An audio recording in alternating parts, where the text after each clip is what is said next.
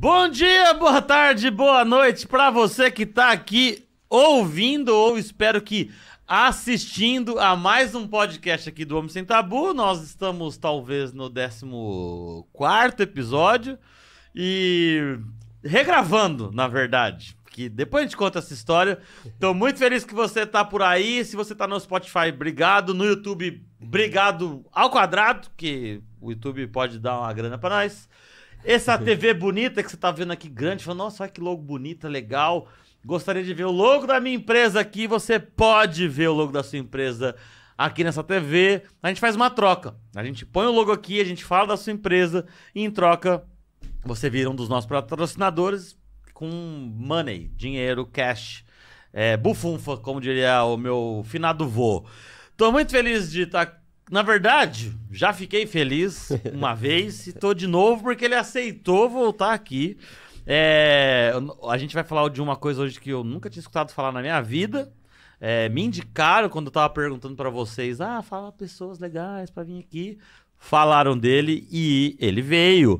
Felipe Fortes, médico herbiatra do NESA, da UERJ, que da outra vez eu falei UFRJ, da Universidade Estadual do Rio de Janeiro, Núcleo de Estudos da Saúde do Adolescente, licenciado em dança pela Faculdade Angel Viana. Obrigado de novo e desculpas publicamente, Felipe, por... Nada. Deu merda. É a tecnologia. Thiago, é um prazer estar aqui conversando contigo de novo outra vez. É isso. Ele falou que só gravava hoje se fosse no VHS. Não, a gente vai fazer um... Como é que é? Uma fita cassete de segurança. Vai estar na fita. Muito obrigado mesmo. Nada. A gente vai falar, obviamente, mais uma vez sobre o que você faz. E mais uma vez eu vou começar o episódio do mesmo jeito que eu comecei da outra vez, que é falando que médico, mas o que me chama a atenção é a dança, pelo lado artístico. Sim. A gente nem consegue fazer o episódio igual, tá? Porque a gente nem lembra direito o que a gente falou e nem precisa ser. Sim. Aliás, pra quem não tá entendendo, a gente gravou, né, o episódio ele implodiu. Sumiu. A gente gravou esse episódio, inclusive tava muito legal, mas esse também vai ser.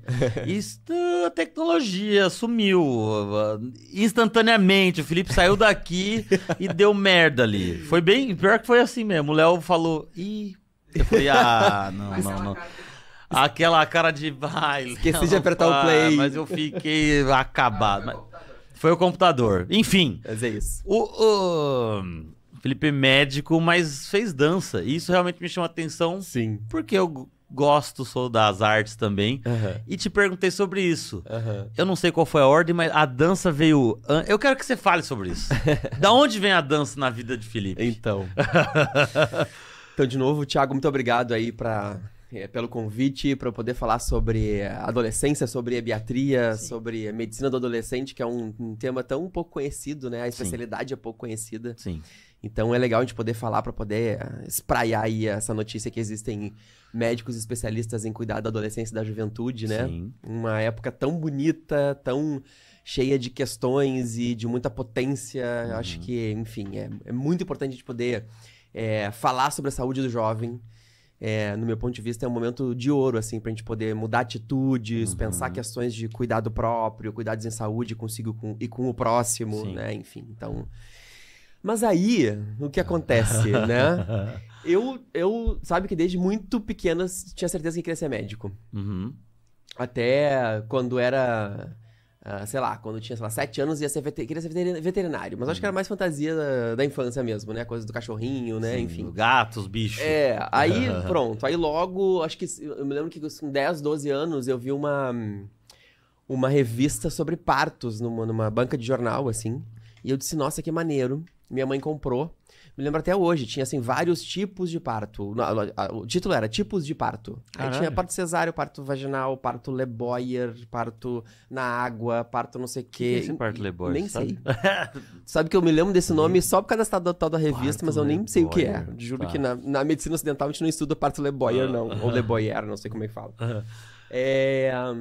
E aí, nunca tive essa dúvida. Fui pra faculdade de medicina, enfim.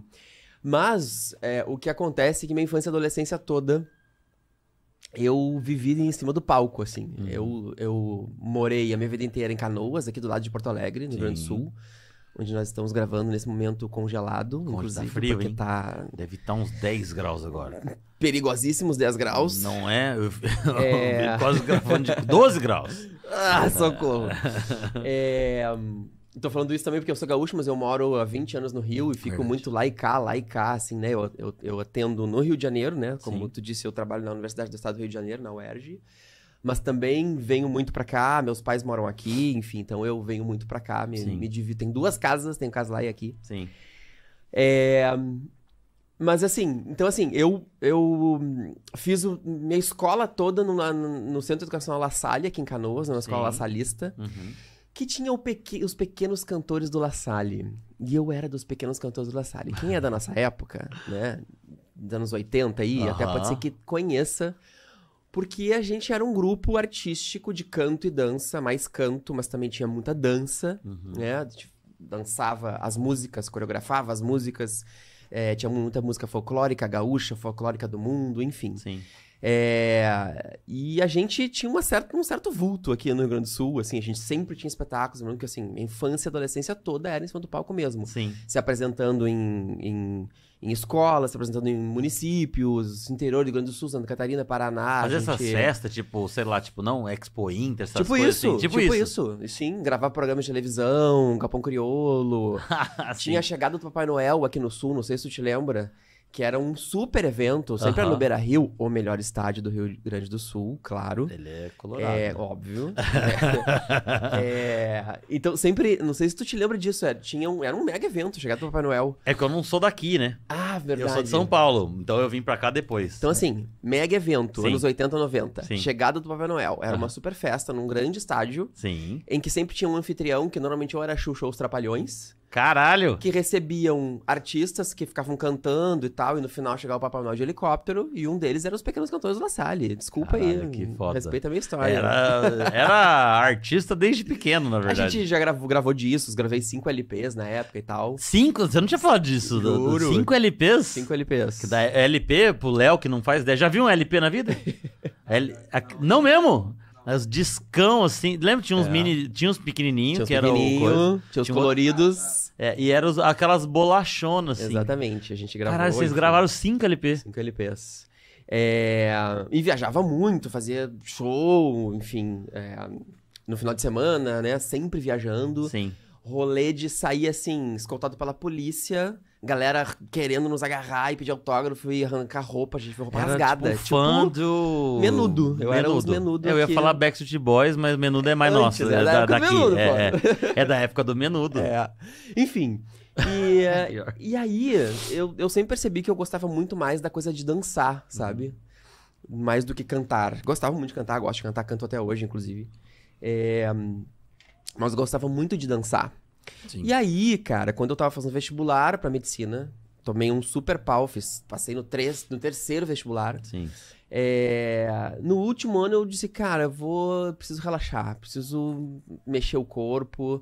E aí foi quando eu resolvi fazer alguma coisa tecnicamente mais encorpada em relação à dança mesmo, né?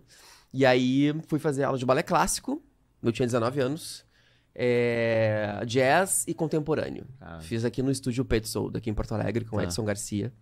E com a Tânia Bauman, que foi a minha professora de balé. E foi isso. E aí foi o ano que eu passei no vestibular.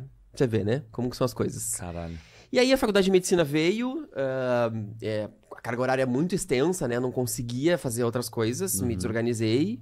Mas no último ano da faculdade de medicina, consegui de novo voltar pro balé. Fiz balé clássico de novo, assim, uns 6 meses. E aí, quando eu fui pro Rio, fui fazer a residência de saúde do adolescente no Rio. Tá. Que é um dos poucos lugares do Brasil que tem residência médica em saúde do adolescente. Tá. E aí descobri que tinha um rolê de faculdade de dança. Que eu também nunca tinha ouvido falar de faculdade de dança. Sim. E eu disse, caramba, vou fazer esse negócio aí, bagulho. né? Que, assim, já tinha 26 anos, né, cara? Eu disse, não vou ser mais intérprete da dança. Até porque, assim, gosto muito da medicina, né? Amo ser médico. Sim.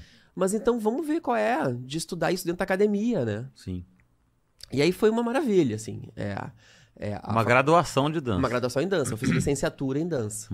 E aí foi muito legal, assim, porque é um outro lugar do pensamento humano, né? E da forma de pesquisar, digamos assim, cientificamente, né? É um conhecimento mais tácito, um conhecimento mais subjetivo, muito diferente do pensamento cartesiano da medicina, Sim, né? sim, sim. Então me abriu, com certeza, muitas outras possibilidades, né?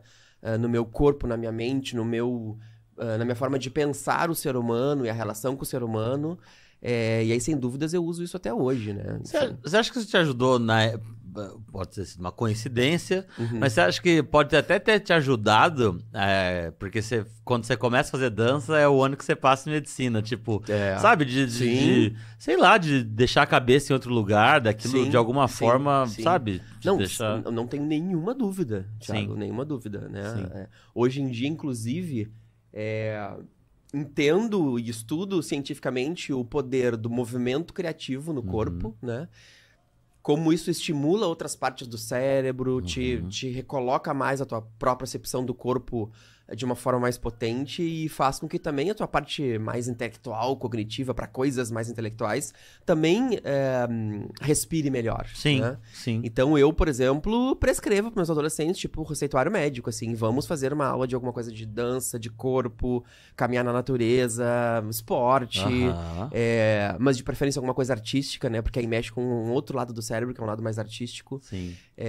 Prescrevo para eles. Né? Eu lembro que eu falei isso, eu perguntei, e você já falou aqui antes, agora de eu perguntar, que eu tinha falado da outra vez, porque você fazia dança desde pequeno e tal, que seria esse problema de, tipo, ir pra medicina, por que não ir pra dança antes, né? Mas você disse que já tinha esse sonho de ser da veterinária pra medicina e tal, né? Não teve um problema em relação, que eu quero dizer, à família de cobrar, né? Porque, mais uma vez, da outra vez, quando eu perguntei pra galera lá do Instagram, que eu fui fazer o TED, e as pessoas falavam disso. E teve um cara que falou de dança, inclusive, né? Porque ele adorava, sonhava em ser dançarino e tal. E a família falando e cagando em cima. E o cara foi fazer, tipo, sei lá, engenharia. Não sei, né? Então, e que no teu caso não foi isso. Não. Né? Você já tinha esse... Eu acho que é difícil a gente ter duas carreiras hoje em dia, né? Mas não é impossível, sabe? Sim. Hoje eu trabalho muito com medicina, claro, é o meu carro-chefe, né? A saúde do adolescente. Sim. Mas também uso muito a dança no meu dia a dia, pesquiso sobre dança. Hoje em dia sou professor da Faculdade de Viana, então dou aula lá de cinesiologia. Sim. Que é uma coisa... que você falou. Eu ia perguntar disso. Você falou, tem uma palavra que você falou outra vez que era difícil. Como é que chama? Como é que cinesiologia. Fala? Cinesiologia. É tipo o estudo da anatomia cinética, né? Do movimento. Então, quando eu abro o braço, que movimentos, que músculos que eu mexo, qual articulações estão envolvidas, etc. Pra você dar aula disso na faculdade de dança, que é, né? O pessoal que tá fazendo dança, o professor ele tem que ser da saúde. Tipo, médico ou... Na verdade, assim, o professor tem que ter tido essa disciplina na sua graduação, né? Tá. Então, porque assim, na faculdade de medicina a gente não tem cinésio. Eu tenho anatomia, ponto. Que é a anatomia estática, né? Sim. Quem tem cinesiologia é muito a galera da educação física, da fisioterapia, terapia ocupacional. Sim, a galera da dança. São essas faculdades que a galera da dança já tem, tanto é que você dá lá. Sim. Para entender, né, que você mexe quando você pede pra esticar a perna pro lado, pra cima, né? Quais são os movimentos e quais são os músculos envolvidos, né? Isso é muito importante. Né? Isso é maneiro, né? De É. saber, tipo, sei lá, o tipo de dança que mexe e tal, mais músculo. Sim, pra você ser um bom professor de dança, isso é legal, né? Assim como pra ser um professor de educação física, é legal, né? Sim. O cara que vai dar, sei lá, uma aula de musculação, eu quero que a minha bunda seja grande. Então, qual movimento você vai fazer na musculação para que o seu glúteo faça uma hipertrofia, né? Sim, Enfim, maneiro. É mais ou menos isso. Você falou de herbiatria. Quando eu li a primeira vez, eu li herbiatria. Me levava a imaginar outras coisas, como já falei, Herbalife e afins. Mas a herbiatria, então, vai tratar de adolescentes. Isso. E aí tem a pediatria, que todo mundo conhece. Sim. Pra você ir pra herbiatria, como é que você vai pra herbiatria? Você faz uma residência né? Lá no Rio tem. Sim. E você me disse que o teu processo é um pouco diferente, hoje em dia é outra forma. Enfim, a herbiatria, então, é a especialidade que trabalha com adolescentes e jovens, né? Esse nome vem da deusa Hebe da juventude. Então, por isso, ebiatria. Tá. Não tem nada a ver com Hebe Camargo, Não. nem com ervas, nada disso. É um nome grego, deusa Hebe da juventude. E aí o seguinte, eu sou uma pessoa idosa, né? Então, assim, eu tenho 46 anos. Não é 45, vou fazer 46 daqui a 2 anos. Na minha época, quando eu fiz a residência em 2002, era uma residência direto, depois fazia medicina, fazia ebiatria direto, uma especialização médica, né? Sim. Credenciada pelo MEC e tal. Só que nessa época não existia nos conselhos regionais de medicina a organização de subespecialidades, como a gente chamava na época. Sim. Não tinha nenhum nome direito. Por exemplo, o cara que era gastroenterologista pediátrico não podia se cadastrar no CRM como gastroenterologista pediátrico. Não tinha isso. Não tinha essa definição. Sim. Então, em 2002, passou-se a definir todas as especialidades e subespecialidades médicas e tal. E, na verdade, a gente deu nomes de especialidades médicas e depois áreas de atuação. Tá. Então, hoje em dia, a medicina do adolescente é uma área de atuação da pediatria. Tá. Ok? Tá. Então, por exemplo, os meus residentes, né, os profissionais que estão lá fazendo treinamento comigo, lá na UERJ, são residentes de pediatria que fazem um ano complementar, para quem quer, claro, tem concurso público e tal. Fazem mais um ano de medicina do adolescente. Entendi. Por acaso, na minha época, né, eu peguei o último ano que entrava direto da faculdade. Eram 2 anos de residência em saúde do adolescente. Enfim, essa é a minha trajetória, né? Eu achei essa do adolescente. Eu ia te perguntar a idade, mas eu lembro de ver um post teu que você, especificamente, trata de pessoas ali de 12, se eu tô errado, a 29. Porque 29 não é tão adolescente assim, né? Ele já é um adulto. Então, Qual é essa diferença? E, na verdade, o que é considerado adolescente e por que que você estendeu isso um pouco, entende? Ok. Assim, ó, existem 2 conceitos, né? O conceito de adolescência e o conceito de juventude. Inclusive aqui no Brasil tem o Estatuto da Juventude, né? Enfim. Então, pelo Estatuto da Juventude, o Ministério considera jovens de 15 a 29 anos. 15 a 29 anos. E adolescência, por definição do Estatuto da Criança e do Adolescente, vai de 12 a 18, tá? Pela Organização Mundial da Saúde, a gente tem a definição de 10 a 20 anos como ser vivo adolescente. Tá. Então acaba que eu trabalho de 10 a 29, Sim. né? Então pego esse conceito, me sinto confortável, né, para atender jovens de 10 anos, até porque tem muitos meninos ou meninas que já têm puberdade, por exemplo, aos 10 anos, né? Já tem um pensamento abstrato, né, emocional, bem típico da adolescência inicial ali, com 10 anos, às vezes 9 até, né? Caramba. Mas são exceções? Ou existe... Não, na verdade, assim, se tu for falar sobre puberdade, né? Que puberdade e adolescência são coisas diferentes, né? Adolescência é um termo, uma definição antropológica, cultural, né? Que nós temos essas 2 definições aí da OMS e do Estatuto da Criança e do Adolescente. Pra te ver como existe até uma divergência sobre isso, né? Sim. É um reflexo de que a adolescência é pouco estudado na ciência, né? Principalmente na saúde, infelizmente. Isso talvez seja até diferente entre países, porque a OMS é mundial. Sim. O estatuto é do Brasil, mas pode ser que no México também tem o estatuto do adolescente deles. Pode ser, exatamente. Sim. Por isso que eu gosto muito da definição da OMS, que é uma definição mundial, né?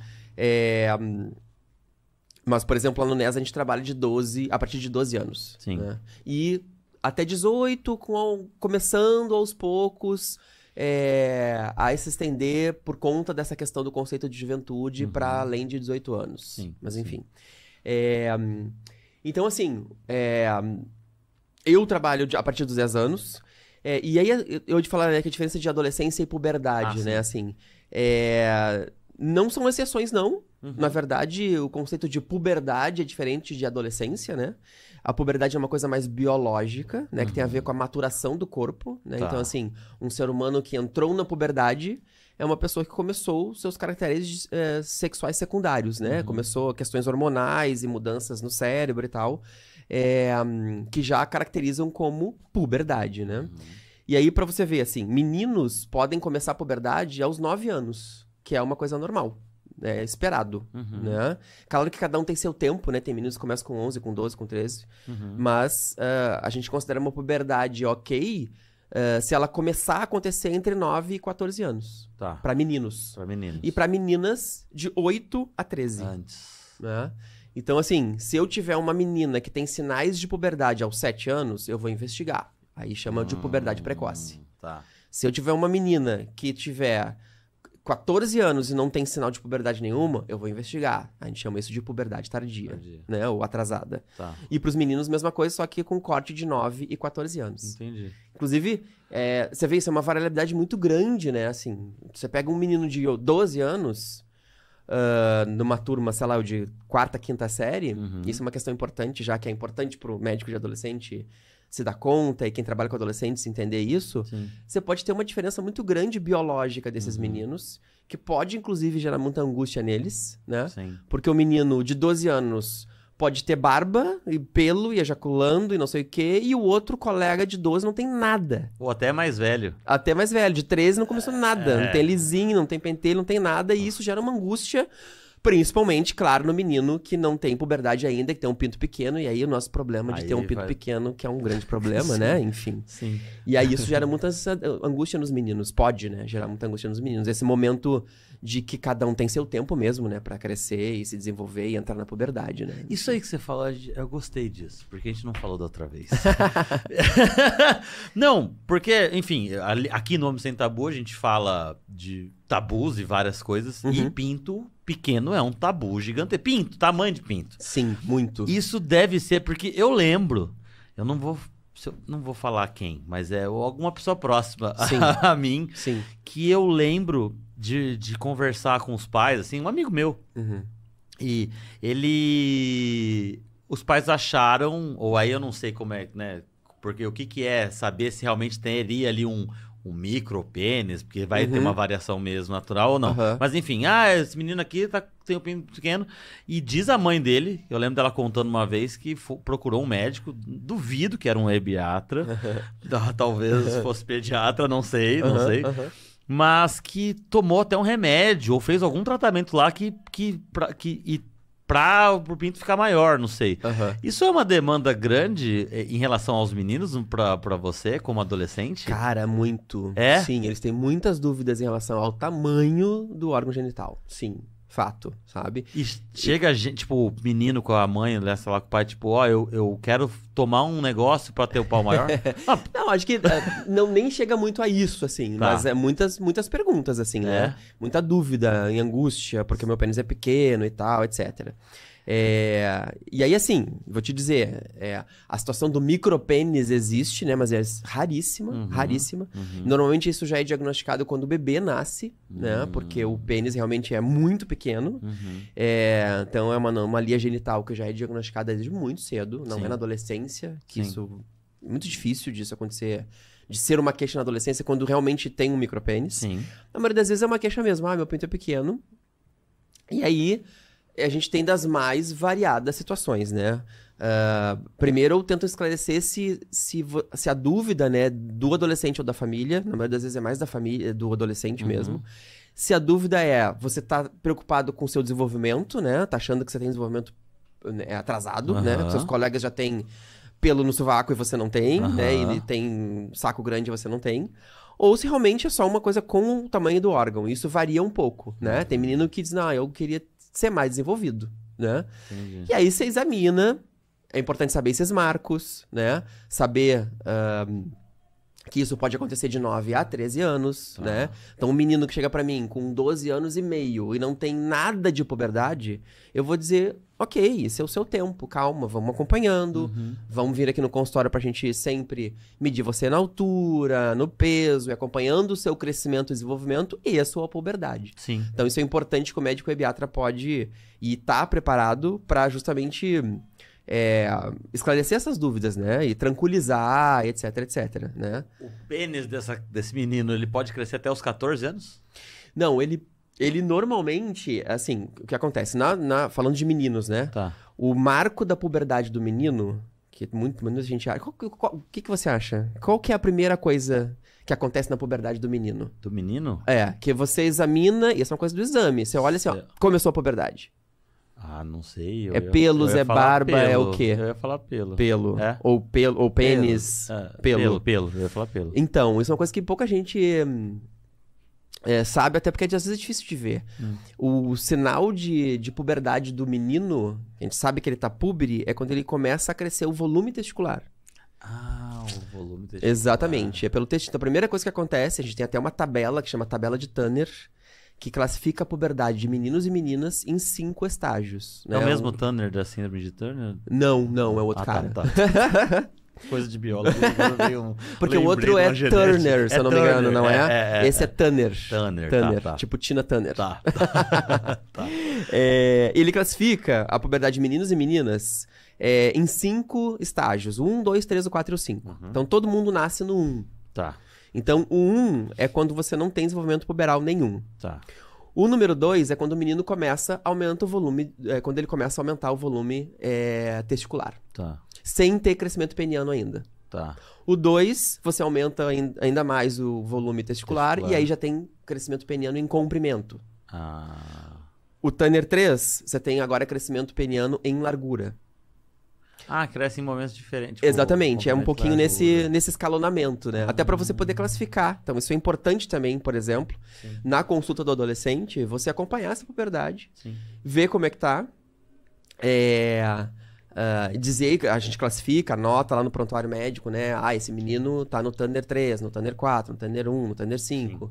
Para você poder explicar para ele sobre o corpo dele, identificar situações de puberdade precoce ou puberdade tardia, mas principalmente eu observo que é muito legal, assim, que os meninos e as meninas, claro, gostam muito de entender sobre o seu corpo, porque isso, na consulta, faz com que eles comecem a estimular o seu próprio autocuidado, né? Sim. Cuidar do seu órgão genital, cuidar do seu coração, cuidar da sua dieta, cuidar da sua saúde em geral, né? Então, às vezes a gente puxa por essa questão do desenvolvimento do corpo, que é uma grande curiosidade deles, principalmente no início da puberdade, da adolescência, né? Os adolescentes mais novinhos.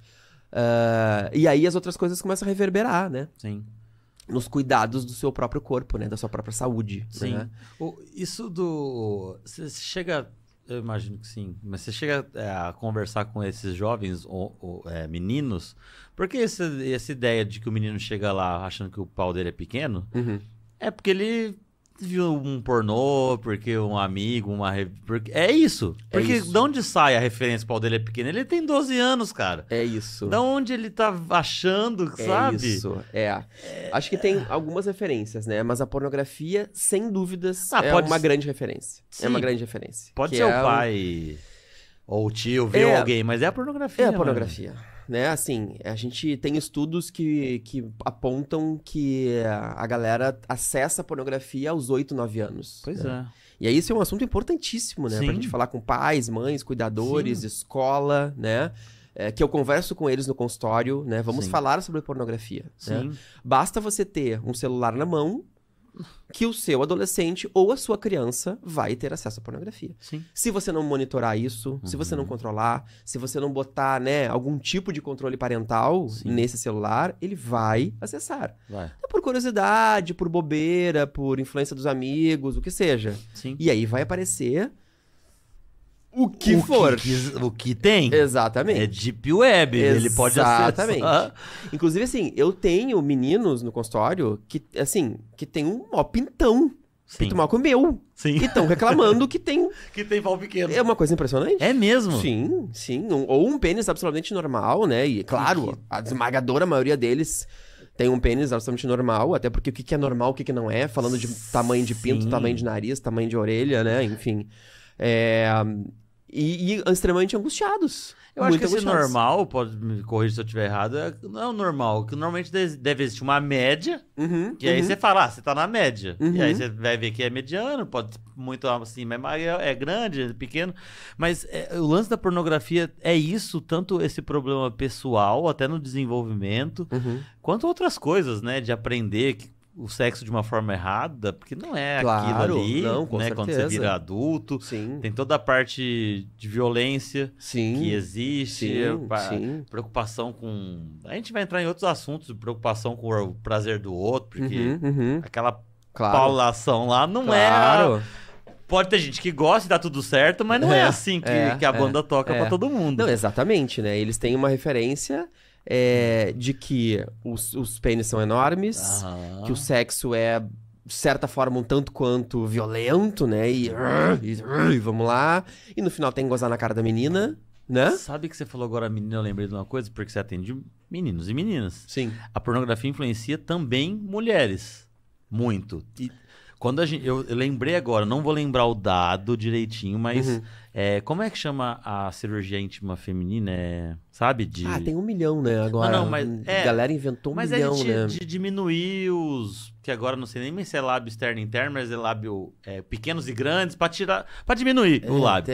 Porque a pornografia vai ver lá, é tudo umas pequenininho, sem pelo, rosinha. Tem essa questão de adolescentes também?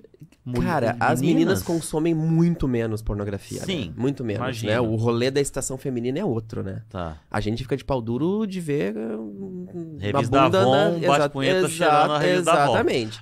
Né? Não preciso generalizar. A gente não dá pra generalizar, claro, né? Tem muitas meninas que também se excitam, enfim...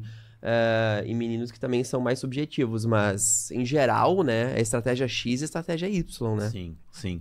Eu falei isso porque eu lembrei que eu queria, não tenho o mesmo dado, mas que o Brasil era um dos países com o maior número de cirurgia íntima feminina para redução. Entendi. E que existia uma procura muito grande por adolescentes, mulheres que nem às vezes começaram a vida sexual ativa, não tem essa vida sexual. Sim. E já acha que a sua, a vulva é errada. Sim. Olha, eu vou te dizer, assim, como eu acho que as meninas consomem menos pornografia, né, e estão nesse outro lugar, eu tenho menos essas demandas, assim. Entendi. Vou te dizer, inclusive, acho que nunca tive. Nunca tive, não.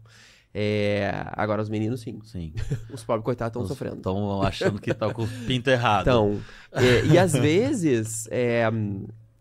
Inclusive, você falou um pouco antes, né, veio na consulta pra tomar uma medicação pra ficar com um pinto maior, coisa do tipo, né? Às vezes é só uma questão de esclarecer, de mostrar onde ele tá no gráfico, de mostrar que cada um tem seu tempo, né? E aí eu já aproveito e falo, você tá preocupado com o seu crescimento? Então vamos pensar como é que estão as coisas que ajudam você a crescer, que é a alimentação, dormir bem... Então, assim, claro, né, cara, a saúde da gente, ela é toda conectada, né? Uma coisa na outra, né? Sim. Então, assim, acho que até, assim, esclarecendo a dúvida que provavelmente muita gente tem, tá escutando a gente o que faz o ebiatra, né? O ebiatra justamente faz isso, né? Ele é um médico clínico que tá preparado para diagnosticar uma suspeita de um tumor cerebral, uma leucemia, uma hipertensão, coisas mais clínicas pesadas, assim, claro.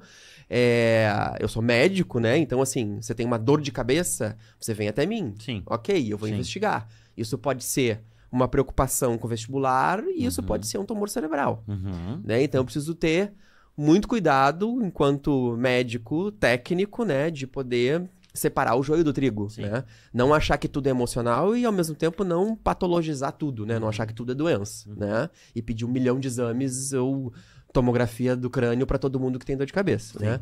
Então, assim, eu preciso conversar muito bem com esse jovem, examiná-lo, conversar com a família, entender qual é o contexto de saúde dele, como que se alimenta, como que é o dia a dia dele, etc, né? Então, o médico de adolescente faz muito isso, né?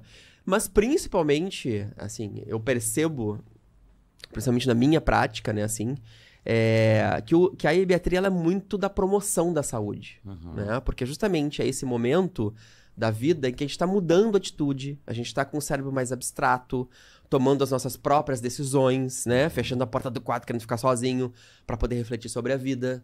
E é isso mesmo, né? A gente precisa começar um processo de amadurecimento, de começar a pensar suas próprias questões. Como, por exemplo, a sua saúde. Então, eu acho um momento, assim, preciosíssimo de poder atuar com essa galera. Eu acho que é isso que me apaixona muito na ebiatria. Porque você pode mudar a atitude do cara. Ou da cara, né? Ou da menina, né? Enfim. E na minha consulta eu trago muito isso pra reflexão deles. Sabe? Pergunto muito pra eles, assim, né? Por que você veio aqui?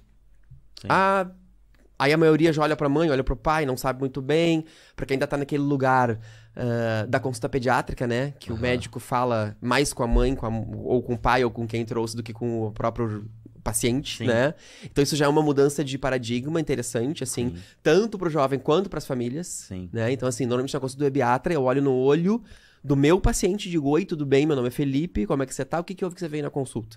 Olhando pro cara, Olhando pra pra ele. pessoa, pro adolescente. E aí já né? vejo como é que vai ser a dinâmica, né? Sim. Se a mãe se atravessa e fala e responde, se ele se encolhe na cadeira e olha pra mãe, ou se ele responde. Então aí a consulta já começou, Sim, né? sim. O médico de adolescentes, ele é muito confundido com essa coisa de ser psicólogo. Mas você é terapeuta, mas você é psicólogo. As pessoas confundem muito disso. Quando eu falo que trabalho com adolescente, Sim. engraçado. As pessoas falam, mas você é psicólogo? Eu disse, não, eu sou médico, gente. Né? Acho que vem desse lugar, né? Que a adolescência é difícil, Sim. é aborrecência, que eu detesto esse termo, Sim. aborrecência, enfim. Mas é claro que, assim, então eu sou médico, técnico, Sim. né? Do ponto de vista muito orgânico, claro. Mas todo médico tem um olhar óbvio também para a parte mais subjetiva do ser humano, né? Nós somos não só carne, né? Nós somos corpo, energia, coisas espirituais para quem acredita, né? Então a gente é esse contexto, né? Sim. Mas acho que o médico de adolescente está talvez muito atento a esse olhar mais subjetivo, Sim. né? Então se tem uma coisa emocional, eu preciso ter ferramentas para poder identificar. Sim. Eu não vou tratar e vou encaminhar para o colega da saúde mental, mas eu vou identificar. Não, olha só, essa dor de cabeça aí é porque você tá passando por esse perrengue aí, provavelmente, né? Vamos começar uma terapia, vamos pensar do ponto de vista da saúde mental, enfim. Sim. Então, acho que o médico de adolescentes, ele tem muito isso, sabe? Dessa coisa da promoção da saúde, Sim. que começo, na consulta, a botar ele mesmo para refletir sobre as suas questões. Né? Eu pergunto para eles, assim, clássico da minha consulta. Quem já consultou aqui, ó, quem já consultou comigo, sabe que é assim. É quase um roteiro. Quase. Eu sempre olho pro adolescente, pergunto como é seu nome, o que você veio fazer aqui. Pergunto para eles, quem você trouxe na sua consulta? E aí eles ficam assim... Tipo, não, foi minha mãe que me trouxe. Não, foi minha mãe que trouxe. Eu disse, tá, aí, ok, às vezes rola essa brincadeira. Não, claro, quem paga o seu Wi-Fi? Sua mãe, né? Não, então foi ela que te trouxe, claro. Vamos respeitar quem paga o Wi-Fi da gente, né? Mas pergunto pra ele, sabe? Sim, sim. Trago a reflexão pra ele. Sim.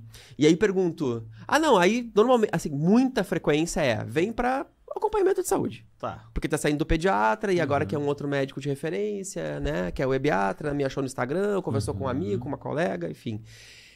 Ou pesquisou sobre a especialidade, achou interessante e veio.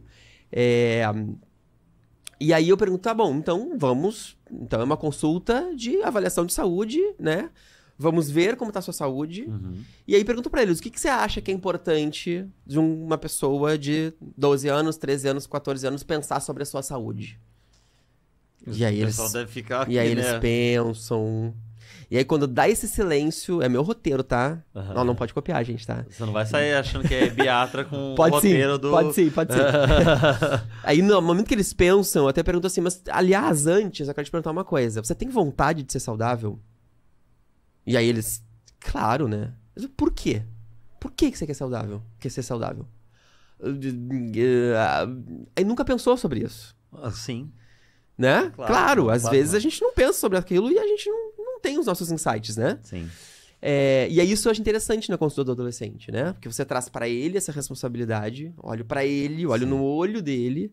Tem um momento, inclusive, que o pai e a mãe saem da sala, que é importante pra justamente estimular essa independência, esse pensar sobre, né? Porque se deixar pai e mãe responde tudo mesmo, né? Porque sabem mais que a gente, estão acostumados, né? Da consulta da pediatria, que é eles que respondem. E aí é muito legal, sabe, Thiago? Eles começam a pensar, né? Por que eu quero ser saudável? E aí a gente vai indo e construindo esse saber, né? E esse empoderamento mesmo da sua própria saúde. Sim. Né? Isso, eu ia falar disso, do pai sair, que a gente também tinha falado outra vez. Mas eu gosto dessa... de pensar nisso, porque da outra vez a gente falou sobre a importância de ter esse espaço do adolescente sem os pais. Por exemplo, tá ali com um médico e de chegar em situações que são bem mais delicadas. Sim. Né? A gente falou sobre abusos, por exemplo, e eu tinha te perguntado sobre isso. Sim. Isso acontece. Claro. E já aconteceu contigo. Claro. E a minha questão naquela vez era, como é que faz isso? Porque você me explicou que Sim. é uma equipe multidisciplinar. Então, como primeiro, é que é isso? Antes de falar um pouco sobre abuso, só falando sobre esse momento que você falou, né, tão especial do adolescente sozinho com seu médico, Sim, né? sim. Primeiro para isso que a gente já falou, dessa coisa de estimular ele a pensar sobre a sua própria saúde. Sim. Né? Então, ele mesmo, quando tá sozinho na consulta, ele percebe que é ele e ele, né? Ele que tem que responder. Uhum. E às vezes eu até pergunto assim, na sua família tem algum problema de saúde? Isso é interessante também, o próprio jovem se dá conta disso. Sim. Que a mãe é hipertensa, que o pai é diabético, e que talvez ele tenha um risco um pouco maior, né? Então, que remédio é aquele que meu pai toma? Por que ele foi pro hospital aquela vez? Sabe? E como isso pode reverberar na vida dele, por questões genéticas ou por estilo da família, Sim. né? Então, tudo você começa a construir com ele. Eles sabem, normalmente? Tipo, Cara, meu normalmente- pai tem hipertensão. Normalmente eles sabem, É? não sabem dizer exatamente, ou no mínimo sabe que o pai tem algum perrengue que toma remédio. Meu pai não pode comer doce. Sei Tipo lá. isso. Tipo isso. Tá. E aí é legal porque se ele não sabe, ele vai sair da consulta e vai perguntar: Sim. que remédio é esse que você toma mesmo? Uhum, Sabe? uhum.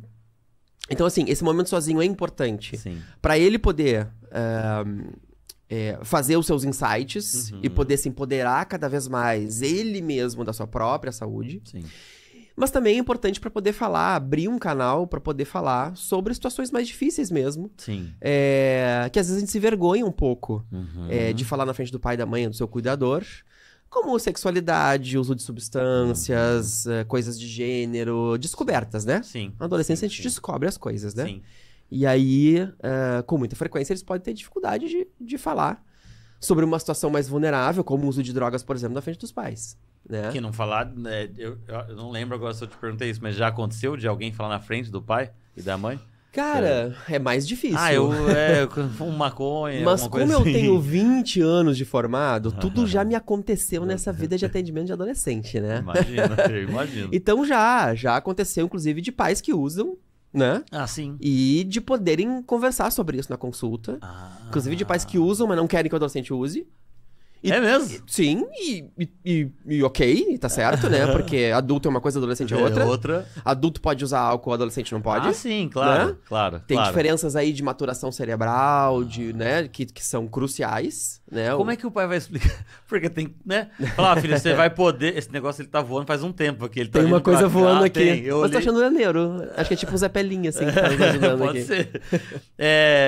Porque o cara, ele fala, porque eu imagino que existem pai e mães que usam e que realmente são abertos ao filho. Sim. Mas, você tem que entender que pra você ainda não. Isso. E eu sempre estimulo que pais e mães e cuidadores e profissionais que trabalham com adolescentes sejam absolutamente sinceros com eles sempre. Muita sinceridade. Porque assim, o adolescente percebe quando a gente tá sendo sincero, quando a gente se vulnerabiliza, quando a gente fala não sei, Sim. quando pede desculpas e fala realmente eu tava errado. E ao contrário também, gera muita raiva e sensações ruins quando ele percebe que tá sendo enganado, né? Com mentiras ou com... Enfim, com coisas que o pai e mãe estão escondendo, ou coisas do tipo, né? Sim. É claro que a gente não vai contar tudo pros filhos adolescentes da nossa vida, ou, Claro. né, das decisões ou coisa do tipo, mas é muito importante a gente ter essa abertura, essa possibilidade de ser sincero com eles. Porque se a gente for sincero com eles, eles vão ser sinceros com a gente. Sim. Né? É um bate e volta. Né? Sim. Mas voltando, né, à sua pergunta, que a gente tá falando desse momento sozinho, então é importante também, para poder falar sobre essas questões mais periclitantes da vida, Sim. né? Sim. E eu acho que tem essa terceira situação, que ainda é mais grave, que são as situações de violência, de abuso, violência psicológica, sexual, física, etc. Né? Sim. O jovem, o adolescente, precisa ter um lugar para ele poder falar sobre isso. Sim. Né? Sim. E a consulta médica, a consulta com o pediatra, a consulta de saúde, não precisa ser necessariamente com o médico, inclusive, né? Pode ser com outro profissional de saúde. Às vezes é no dentista que acontece alguma coisa desse tipo, de poder se sentir confortável e falar sobre. Sim. Então também para isso é importante, né? Porque estatisticamente a gente sabe que a esmagadora maioria das violências e principalmente abusos sexuais acontecem dentro de casa, né? Na família nuclear. Sim. Na primeira família desse jovem, né? Sim. Então, assim, ele precisa ter um lugar para falar sobre isso. Na escola ou... E aí o papel da escola. É. Eu diria, inclusive, que a escola é mais importante que a saúde.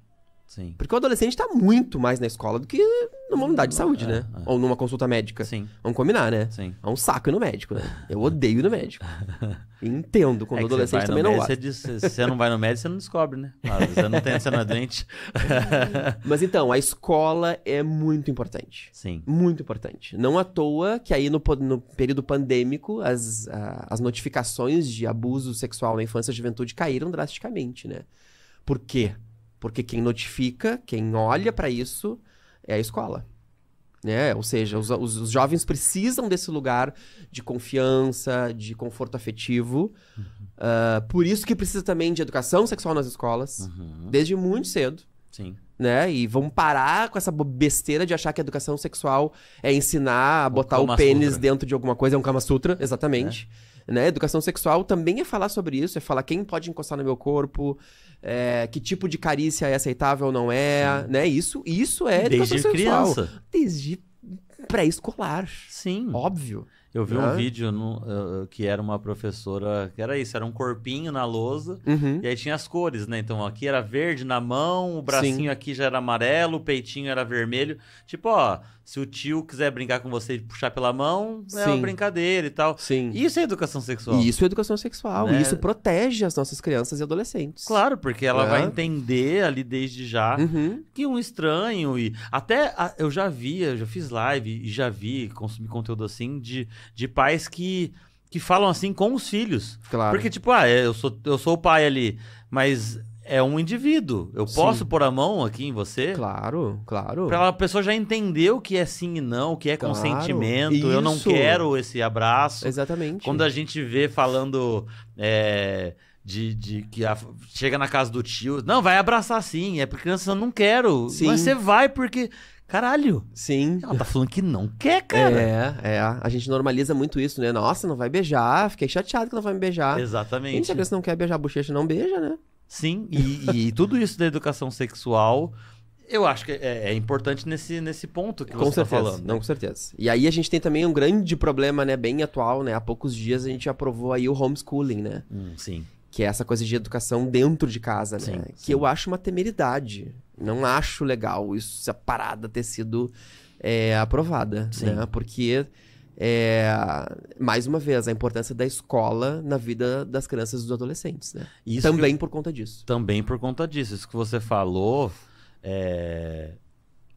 além de ser normalmente esses abusos serem ali, e aí vai vir de pai ou padrasto, e aí vai tio, primo, irmão, tudo. Amigos próximos que também acontecem. E numa faixa etária muito nova mesmo. Sim. Quando você vê mulheres, crianças sendo abusadas, sei lá, desde 3 anos, mas numa faixa ali de 8 a 14, 15 anos. Sim. Então, não tem como não entender a importância disso, né? Com certeza. E eles não falam, né? Sim. Como a gente vê na mídia aí todos os dias, né? Pessoa de 40 anos, 40 e poucos anos, pessoas públicas normalmente, né? Que resolveram contar que desde sempre foram abusadas ou sofreram anos de abuso na infância e só conseguiram falar sobre isso aos 40 e poucos anos depois de muita análise, né? Sim. Então, assim, se você coloca nas escolas um lugar de conforto emocional para eles poderem falar sobre isso e informa para eles também, né, que é possível conversar, que isso é errado, né, que isso pode ou não pode acontecer, que isso existe, eles também não vão saber, né? E aí podem ficar com esse sofrimento por anos, né? E isso pode acontecer também com o médico e pediatra. Também. Uma consulta de saúde também é um lugar para você poder falar sobre isso, com certeza. E você, só pra... que da outra vez a gente falou disso, quando você recebe um caso desse, na minha inocência, o Felipe chamava o pai e a mãe e falava, tá acontecendo. Lógico que não é assim. Existe toda uma estrutura por trás disso pra... Pois então, normalmente, né, casos de violência doméstica, né, especialmente abuso sexual, né, infanto-juvenil, são casos muito complexos, né, e difíceis. Até porque o abusador tá dentro de casa, normalmente pode ser o provedor da família, né, pode ser uma pessoa violenta, né, e aí é um rolê, né, Thiago? Então, assim, usualmente a gente precisa de uma equipe multidisciplinar para poder dividir as responsabilidades e o raciocínio clínico de o que fazer, né? A gente precisa notificar as instâncias responsáveis por isso, que é o Conselho Tutelar ou o Ministério Público, né? Mas também tem maneiras e maneiras de você fazer isso, né? De você trazer para discussão com o Conselho Tutelar ou com o Ministério Público sobre isso, né? Enfim, o que a gente precisa é fazer alguma coisa, né? Você não pode ficar ouvir uma história ou uma suspeita disso. O Estatuto da Criança e do Adolescente diz, a qualquer suspeita, eu já estou autorizado e eu, na verdade, eu sou obrigado, a notificar. Né? Exatamente. Você é obrigado. A fazer alguma coisa sobre, né?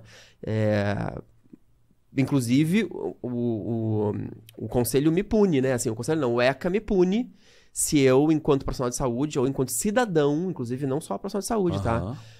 A gente tem uma ideia, né, que criança e adolescente é propriedade dos pais, né? Não é. Sim. Criança e adolescente é do Estado. Sim. Isso é um grande paradigma, né? Se você ouve vão te botar na fogueira. Se você ouve o seu vizinho espancar o filhinho dele e você vai um dia cordialmente falar com ele, nossa, o que tá acontecendo? Posso te ajudar? Não sei o que. Ele diz, não te mete, a educação é minha, o filho é meu. Erradíssimo. Não. O filho é dele... Mas isso não é propriedade dele, não dá direito. Não pode fazer o que ele quiser. Não, com certeza não. Então, assim, você como vizinho pode ser arrolado como cúmplice dessa violência se você não fizer alguma coisa. Sim. Isso é o que diz o Estatuto da Criança e do Adolescente. Sim. Então é muito importante. Profissionais de saúde, profissionais de educação, profissionais da rede toda, né, de garantia de direitos e cidadãos comuns que presenciam, sabem ou suspeitam de alguma violência contra criança e adolescente, precisa fazer alguma coisa. Precisa. Isso é tão...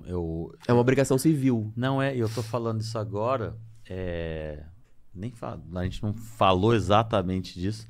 Eu lembro que eu tinha uma vizinha, olha, eu até fiquei agora meio mais ou menos lembrando disso. Meio mais ou menos. Não é, cara, porque eram duas crianças pequenas, duas meninas, filhas dela. E eu tinha... Quantos anos eu tinha? Eu tava... Acho que era adolescente. Cara, eu ficava ruim em casa ouvindo o que ela falava pras filhas, sabe? Assim, era uma violência psicológica e física, que eu ouvia bater também. Eu falava, caralho, assim, eu tava em casa... E aí eu lembro de eu falar com a minha mãe, e enfim, né? Mãe, você é maravilhosa, eu sei disso. Mas existe é uma situação delicada da pessoa, tipo, não é nem não querer se envolver, ou sabe, de tipo, de arrumar um rolo e de brigar. E o cara também, o marido era super violento. Então, assim, era a violência do cara com a esposa.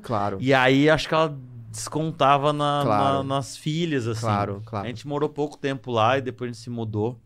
Mas isso eu acho que é muito mais comum do que a gente imagina, né? Tipo, eu acho que a vizinha de várias pessoas, ou pelo menos alguém conhece alguém. Muito comum, muito complexo de se resolver por conta disso tudo, né? Por conta de terem situações de violências adjacentes a isso, né? Sim. O buraco é super embaixo, como, por exemplo, é muito possível que essa mãe ou esse cara também tenham sofrido violências na sua infância. Claro, vamos proteger essas meninas que estão sofrendo violência, mas também vamos olhar para esse adulto que é um adulto que precisa de ajuda, né? Mas tudo bem, ele não pode. Explica, mas não justifica. É aquela história, né? Então, assim... não vamos também demonizar todo mundo, mas não vamos também passar a mão na cabeça de quem faz uma violência psicológica ou sexual ou física contra uma criança, né? O certo seria cuidar de todo mundo. Exatamente. Pega a criança e não... Isso. Né? Mas o sistema tenta fazer isso, né? Assim, a gente tem o Conselho Tutelar como um órgão muito punitivo, né? Vou chamar o Conselho Tutelar, vai tirar teu filho de ti. Mas, na verdade, o Conselho Tutelar é um órgão que tá ali só pra garantir os direitos das crianças. E um dos direitos das crianças também é o acesso a seus pais, né? Então, assim, eu tenho uma assistente social que trabalha comigo, que eu adoro, que eu aprendo muito com ela, que fala, Felipe, lá na UERJ, né? Que sempre falou isso, e isso me mexeu muito comigo, há muito tempo atrás, né? Diz, Felipe, a gente tem que olhar para todo mundo, né? Essa mãe e esse pai que violentam essa menina, ou que são agressivos com ela ou com ele, né? por incrível que pareça, é o melhor pai, a melhor mãe que eles podem ter. Então, assim, o objetivo da gente não é tirar essa criança dessa família e colocar num abrigo, né? Ou colocar pra adoção, coisa do tipo, né? O legal seria a gente poder trabalhar todo mundo, né? Pra que essa família viva em harmonia, sem outras violências, pra que essa mulher ou esse cara possa ressignificar suas violências da infância também e tal. Mas, claro, enquanto isso, vamos proteger as crianças e os adolescentes. É que eu acho que não dá. E na prática deve ser bem difícil, né? Muito. Porque você tem que... Primeiro você vai prezar pela vida daquela criança. Óbvio, né? Porque pode ser uma violência e tal. E às vezes precisa tirar do núcleo familiar mesmo. Exatamente. Claro, né? E às vezes o pai é agressivo e tudo mais, ele sofreu, mas ele também já tá lá com seus 40 e poucos anos e ele não vai. Pode acontecer. Ele não vai no psicólogo, ele não vai querer... Então, assim... Mas é possível, Thiago. Não. É possível. Já vi casos, assim, incríveis. Sim. Incríveis, né? Sim. O importante é a gente, enquanto profissional de saúde, né? E falando da saúde, né? Que é o meu lugar. Quando trabalha com esse tipo de situação, e com a adolescência em geral, eu diria, a gente precisa trabalhar sempre muito em multi-equipe. Sim. Né? Assim, sempre ter o olhar de um outro profissional, que vai ter um outro viés, né? Vai ter um olhar de um outro lugar mesmo, assim. Até para poder compartilhar também, né? As questões e esse compromisso de estar notificando, de estar pensando sobre o caso. Então, assim, a gente precisa trabalhar em multi-equipe. Né? O médico não faz nada sozinho. O dentista, o enfermeiro, o fisioterapeuta, o assistente social, né? A gente precisa trabalhar em rede. Sim. Esse que é o grande rolê. Massa. A gente falou, tem até... Deixa eu ver. Ah, não, tá. É isso mesmo. Eu fiz uma pergunta pra você da outra vez, que não era do jeito e agora que dá pra refazer, eu vou fazer bonitinho. Não, tô brincando. Da outra vez eu tinha perguntado por que você atende adolescentes... Meninos, meninas que nasceram com pênis e vaginas, mas você trata de pessoas. Sim. E óbvio que a gente vai entrar e falar da comunidade LGBTQIA+, a gente falou especificamente das pessoas trans lá.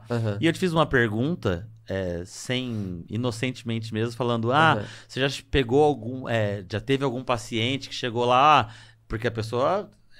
ela é trans, ela já desde lá, de trás. Eu quero fazer a troca de sexo e tal. E aí você falou, calma, porque nem é assim. Eu sei que não é toda pessoa trans que não está confortável com o seu órgão genital. Mas eu acho que, enfim, a gente falou daquilo e é óbvio que a gente tem que falar disso. Quero conversar sobre isso contigo, então, sobre transexualidade na adolescência, disforia, certo? Disforia. Tudo isso que a gente falou daquela vez, a gente vai falar de novo porque é muito importante. Então, Thiago, esse tem sido um tema muito legal, assim, que eu tenho me debruçado há alguns anos, assim, como ebiatra, como pesquisador, né, assim. A gente começou um trabalho lá na UERJ, que se chama Programa Aquarela. Sim. Há mais ou menos uns 3 anos. Que é um programa de extensão universitária. Que trabalha com enfoque da extensão, mas também com enfoque do ensino, da pesquisa, da capacitação de recurso humano, né? Porque somos uma universidade. Os 3 pilares da universidade pública. E o programa Aquarela, ele pensa a saúde da população adolescente, transgênero, travesti e não binária. Isso surgiu, assim, de uma forma muito espontânea, lá na minha atuação, né, dentro do NESA. Eu trabalho na equipe de atenção primária à saúde dentro do NESA, que é o lugar mais da promoção da saúde, prevenção de agravos, etc. Né? Começou lá em 2017, mais ou menos. A gente teve uma demanda de uma capacitação de um parceiro nosso, de uma ONG de circo, que trabalha com ciclo social e tal, lá no Rio. Porque eles começaram a ter uma questão com os banheiros da instituição. Que, no mundo, né, os banheiros são como generificados, né? De menino e de menina. Sim. Então, eles lá, como são um lugar artístico, em que você possibilita que você pense muito sobre a sua existência, né? Reflita sobre o seu eu no mundo, etc, etc. Que bom, eles tiveram muitos meninos e meninas e menines que começaram a refletir sobre a sua sexualidade, suas questões, e começaram a surgir algumas meninas trans, meninas e meninos trans, nesse grupo. E começaram a trazer essa demanda do banheiro, né? Então, principalmente as meninas, né? As meninas falaram assim, olha, eu não quero usar o banheiro de menino, eu sou uma menina trans, eu quero usar o banheiro de menina. E a gente recebeu essa demanda para capacitar a equipe deles, a equipe de professores de circo e a equipe diretiva, né? A direção pedagógica, etc., que eles tinham lá na ONG. A gente nunca tinha trabalhado especificamente sobre esse tema no NESA. Mas, claro, a gente trabalha com sexualidade adolescente, né? Com todas as possibilidades da sexualidade aí. Mas a gente efetivamente se debruçou sobre esse tema e começou a estudar mais. A gente fez essa capacitação, foi muito bonita. A gente fez um jogo digital, inclusive, sobre o tema, que tá no prelo aí, logo pra sair, provavelmente. Maneiro. Quando sair esse jogo, a gente pode marcar um outro podcast pra lançar um jogo aqui também. Com certeza. Fez uma capacitação presencial, um game, e a gente tá fazendo um módulo de autoaprendizagem, um módulo impresso aí pra falar sobre a questão trans na adolescência. E aí, depois dessa capacitação, começaram a surgir demandas individuais. Como acontece muitas vezes nos projetos de extensão universitária lá do NESA, da equipe onde eu participo. E aí, assim, eu tinha um pedacinho da minha carga horária para atendimento assistencial de adolescentes, né? Fazia atendimentos de atenção básica à saúde. Tá. E aí começou a surgir a galera trans, né? E aí quando eu vi, era o ambulatório Felipe Fortes de adolescentes trans. Eu só atendia a galera trans. Caralho! E aí criou um vulto, tamanho, que aí uma colega querida, que é a Fernanda Graneiro, uma assistente social, que é minha chefe hoje em dia, minha chefe da atenção primária, disse, Felipe, vamos escrever esse programa, escrever esse projeto, dar nome da vida, né? Colocar no papel, na universidade, etc. Sim. E aí a gente criou esse nome, né? O Programa Aquarela. E inscreveu como projeto de extensão universitária, foi aprovado. Hoje é um projeto de extensão universitária. Hoje a gente tem mais de 70 adolescentes transgêneros, não binários e travestis com a gente, né? Ah, é bastante? Seus adolescentes e suas famílias, né? E é isso, né, Thiago? A gente precisa olhar pra galerinha LGBTQIA+. Sim. Né? A gente tá falando especificamente da galera trans. Sim. Mas eu até abro esse leque pra esse olhar, assim, né? Pra gente enquanto pai, mãe, cuidador, professor, enfim, o que for. Da saúde. Profissional da saúde. A gente precisa olhar pra sexualidade diversa. Sim, né? sim. Porque ela existe, porque ela tá aí, ela é da sexualidade humana, e é na adolescência que a gente começa a se dar conta disso, né? A se apropriar da nossa sexualidade mais erotizada. E nem só da sexualidade mais erotizada, né? Se a gente falar de identidade de gênero, não tem nada a ver com orientação sexual, com erotização, né? Tem a ver com eu estar no mundo, né? Sim. Normalmente, inclusive, usualmente, né? Para não usar a palavra normal, usualmente o que é mais comum é que as questões de identidade de gênero surjam na infância. Antes mesmo da adolescência, que é quando a gente se dá conta de quem a gente é no mundo, né? Sim. Mas, enfim, é importante a gente olhar para isso, né? Saber que eles existem, olhar um pouco para os nossos preconceitos, de como a gente conversa com os jovens, de como a gente conversa em casa, de como a gente conversa com as crianças, com os nossos filhos, com os nossos sobrinhos, como a gente conversa com os nossos alunos, né? Sim. Então, por exemplo, quando eu falo para profissionais de saúde, principalmente para pediatras, né, que querem se treinar a atender adolescente, o grande tabu deles é como que eu falo sobre sexualidade com adolescentes, né? Sim. E é muito comum de eles começarem um papo, sei lá, vem um menino e fala, e aí, como estão as namoradinhas? E qualquer um faz pausa isso. Dramática, né? Mas isso aí, esse adolescente, ele vai ouvir isso do tio da tia no Natal, do pai dele que vai perguntar, do tio dele, do médico e de todo mundo. Exatamente. E aí é isso, né? Se aquele menino gosta de outros meninos, ou gosta dos dois, ou não gosta de ninguém, enfim, ele vai olhar pra ti e acabou o seu vínculo com ele. Como profissional de saúde, como pai, como mãe, como cuidador, como professor, né? Sim. Então isso é importante que a gente treine enquanto profissional, né? Então eu digo pra eles, gente, pergunta como que ele tá, como que tá o coração. Eu costumo perguntar, como tá seu coração? Sim. E aí eles até olham assim, tipo, o que esse médico tá me perguntando? Eu não tô no cardiologista. Não tô no cardiologista, tu que tem que me dizer.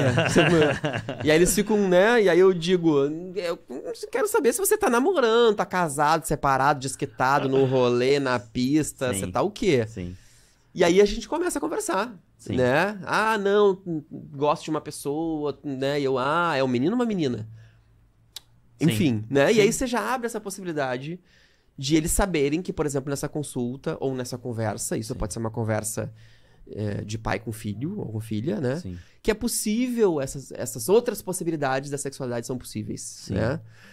Isso é importante, não só pela chance de seu filho ou filha ser da comunidade LGBT, mas também é importante que você mostre pra ele que é possível a gente respeitar essas pessoas e que a gente deve respeitar todo mundo, né? Por qualquer condição, Sim. sexualidade, cor da pele, tamanho do cabelo, se tem uma mão, não tem uma mão, o que for, Sim, né? sim.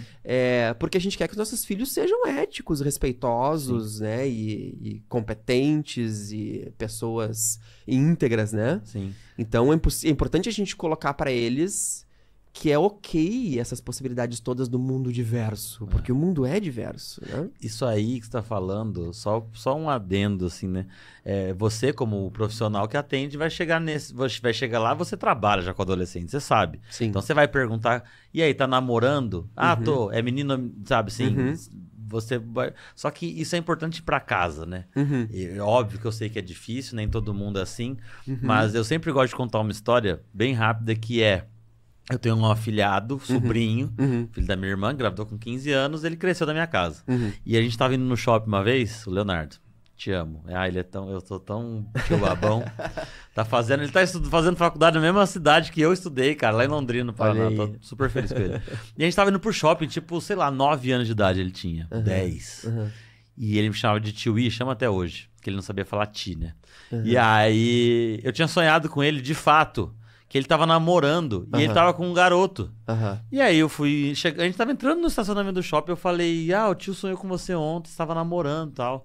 Ele, tá, não sei o que legal. Eu falei, você tava namorando... A gente tava chegando na casa da avó, você tava namorando, você tinha 9 anos, tava namorando com um menino. E aí ele ficou meio assim, né? Eu falei, o que foi? Achou estranho? Ele falou, achei, né? Eu falei, eu também acho estranho você namorando com 9 anos, né, Leonardo? Isso, boa. E aí ele pegou e ficou, tipo, acho que deu alguma coisa na cabeça dele. Ele falou, caralho, porque tratar essas coisas de forma natural, como devem ser tratadas... Claro. É você tio, você pai, amigo, Sim. o médico, né? Eu acho que isso faz diferença. Então, quando chega esse adolescente e você tem esse tipo de tratamento... Sim. O teu vínculo com ele, com certeza... Abre, claro. Sim. Abre essa porta. Sim. E eu acho que a galerinha, inclusive, dessa geração tá muito mais aberta pra essas questões mais diversas da sexualidade. Ainda bem. Né? Você tem, porque você tem esse trabalho na Aquarela, na UERJ, mas você também tem como no seu consultório. Sim, que claro. Vai atender... Essa é uma postura não só no meu consultório, mas na minha vida, né? Sim, né? Mas digo assim, você recebe bastante paciente gay, lésbica, trans no teu consultório. Sim, total. Na verdade, é uma estatística de todo mundo, né? Sim. Não só eu, como todo mundo. Sim.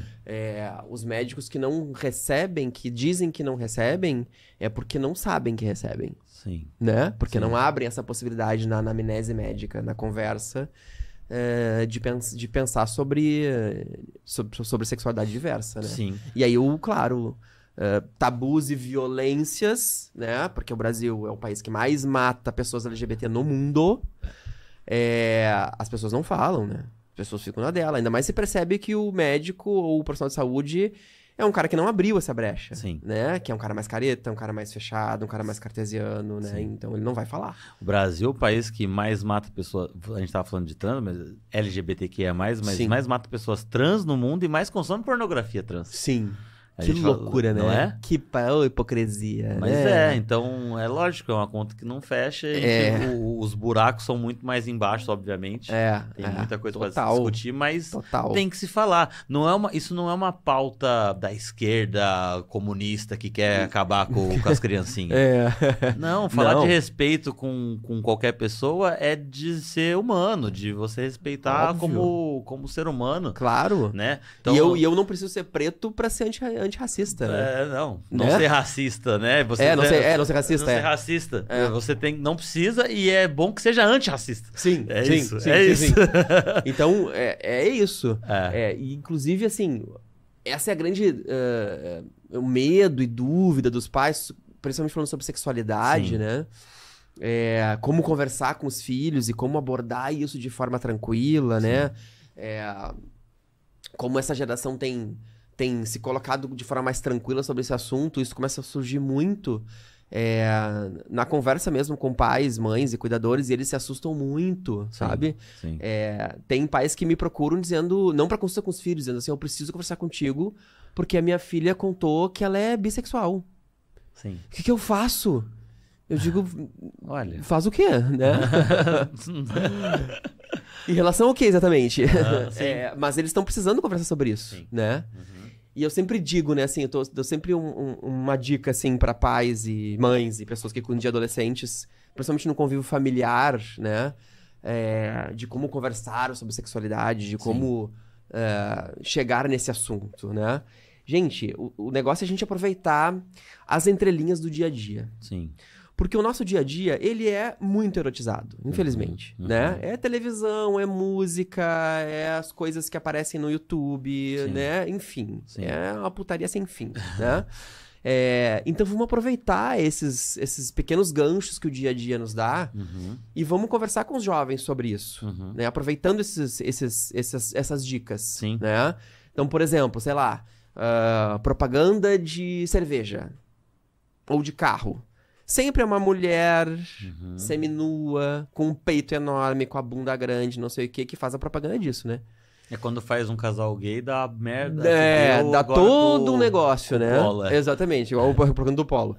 Mas então assim, poxa, você tá assistindo novela com seu filho, assistindo um programa qualquer, e passa uma propaganda dessas, conversa, pô, olha que interessante, né, filho? Por que tem que ser uma mulher pelada, né? Por que não podia ser um homem de sunga? Pronto, já é uma discussão que você startou, que às vezes ele nem quer conversar muito sobre isso, pode fazer ai, mãe, mas ele mas ficou, deu um negocinho, coisa. entendeu? Porque assim, os pais têm essa fantasia que a gente vai fazer a grande conversa, né? Então hoje nós vamos conversar sobre como coloca camisinha, ou sobre Parece um evento. sexualidade, né? Vamos falar sobre... Não é assim, né? Sim. Isso vai constrangir mais, vai deixar ele mais... O próprio adolescente também mais constrangido, o próprio pai e mãe mais constrangido, provavelmente não vai dar muito certo. Claro que não tem receita de bolo pra isso, né, Thiago? Sim. De repente tem famílias que... Reunião de família hoje é o dia quero, né? E o adolescente vai dizer, quero falar. Sim. Mas acho que se você pegar as entrelinhas do dia a dia, acaba sendo mais fácil. Eu acho que você deixa isso... bota a sementinha. Eu lembrei de uma coisa que eu sempre fui muito aberto com o Léo, com esse meu sobrinho. Muito. A gente sempre conversou de tudo desde sempre, assim. Sim. Cedo. Ele sempre teve uma proximidade muito grande. Eu nunca cheguei pra ele diretamente falando alguma coisa no sentido de sexo, sexualidade, assim. Quando surgiu algum assunto, a gente falava. E aí, um dia do nada, ele lá, adolescente, ele... Tipo, a gente tava saindo do restaurante, ele falou... Tio I, deixa eu te perguntar, que tipo de que camisinha que você usa? E eu por dentro falando, pronto. Ai, agora... Que idade ele tinha? Ele tinha... acho que ela tinha uns 16, eu acho. 15, 16. Tá com 19 agora. Caralho, sexta-feira. É que esse episódio vai pro ar depois, mas ele vai fazer 20 agora. E aí eu falei... cara, sei lá, na real eu meio que... Eu prefiro, sei lá, João Tex tal, não lembro direito, mas você usa o que tiver. Sim. Né? E eu falei, mas por que você tá perguntando isso? Não, porque eu fui usar e aí estava estourando todos. Eu falei, cara, olha, um negócio não é pra você estourar. Você tá botando errado, ou você tá fazendo de uma forma... Mas veio de uma forma muito natural. Claro. Porque ele confiava em mim. Claro, Porque ele, sei lá, eu deixei aberto isso pra ele. Sim, de alguma forma lá atrás, talvez lá naquela conversa dos 9 anos... Pode ser. Você já deu um sinalzinho, às vezes até pro inconsciente mesmo dele. Sim, então que é possível. Esse negocinho que você falou de deixar, não vai ser... Pode ter uma família que vai sentar e vai conversar, mas não necessariamente. Não necessariamente, claro, claro. Sim. E até porque a gente também vai até onde o adolescente quer, onde a criança quer. Onde ele tem o limite dele, né? Claro, né? E isso também é uma coisa legal. Usa a linguagem própria pra idade, Sim, óbvio, né? sim. E eu também costumo devolver a pergunta, sabe?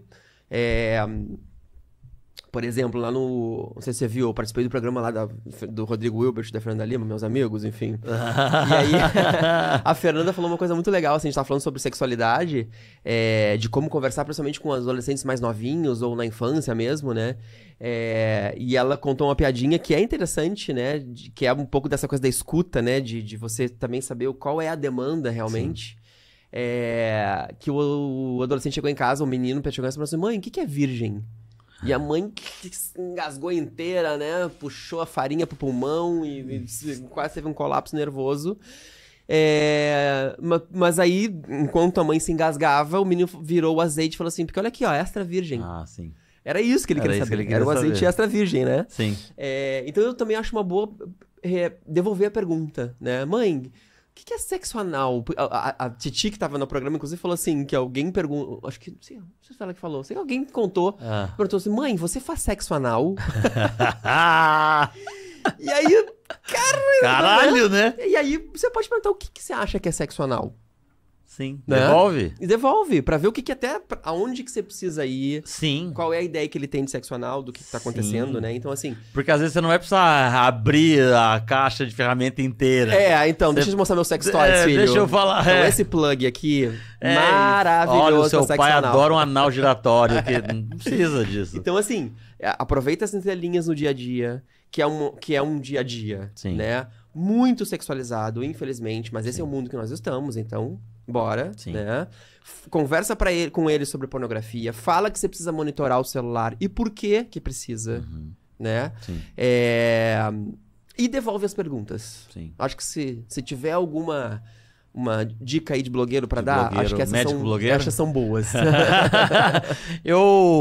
Deixa eu só ver. Ixi, quanto tempo que a gente tá, Léo? 1h16, é que a gente começou um pouco mais tarde, né? Mas só pra gente terminar, até porque também a gente vai ter o outro. Na verdade, não vai dar tempo de falar de tudo, cara. Eu já tô lembrando de coisas que a gente não falou de tela, que eu nem sabia que era naquela vez. Mas eu acho importante a gente falar do que eu tinha puxado ali um pouco antes da transexualidade e dessas diferenças mesmo, do que a gente falou sobre gênero, né, sexo biológico, as pessoas não fazem ideia disso. Sim. E sobre o lance disso mesmo, de que nem toda pessoa trans, que, eu nasci um menino com pênis do sexo biológico homem, só que eu sou uma pessoa trans, sou uma mulher trans. Não necessariamente eu quero tirar o meu pênis. Sim, Então eu acho que isso é importante. Acho importante a gente tentar desconstruir, Thiago, as ideias preconcebidas que a gente tem de sexualidade, né? Que é a sexualidade hétero cis normativa, né? Todos os príncipes de histórias infantis casam com as princesas. E inclusive são felizes para sempre, né? Inclusive dá um beijo até sem casa sem transar, sem consentimento. Tá dormindo, verdade, cara. nunca tinha pensado nisso. Cara, dormindo, bicho. Eu nem conhecia ele, hein? Enfim. Não conhecia. Então, assim, a sexualidade, ela é um colorido 360 pra cima, pra baixo, pra dentro, pra fora. A gente na academia gosta muito de dar nomes, né? É o bissexual, é o assexual, é o transexual, é o travesti. Mas, na verdade, a sexualidade, ela é difícil, inclusive, de colocar nomes, né? É por isso que existe uma sigla tão grande. Por isso que existe uma sigla tão grande, por isso que tem o mais. Incluir. Né? Que, claro, né, assim, é importante a gente ter essa leitura, que é muito difícil de dar nome a todas as sensações da sexualidade humana. Sim. Né? Porque é uma coisa tão complexa, tão grande, tão bonita. Tem alguns autores que, inclusive, sugerem que a gente mude...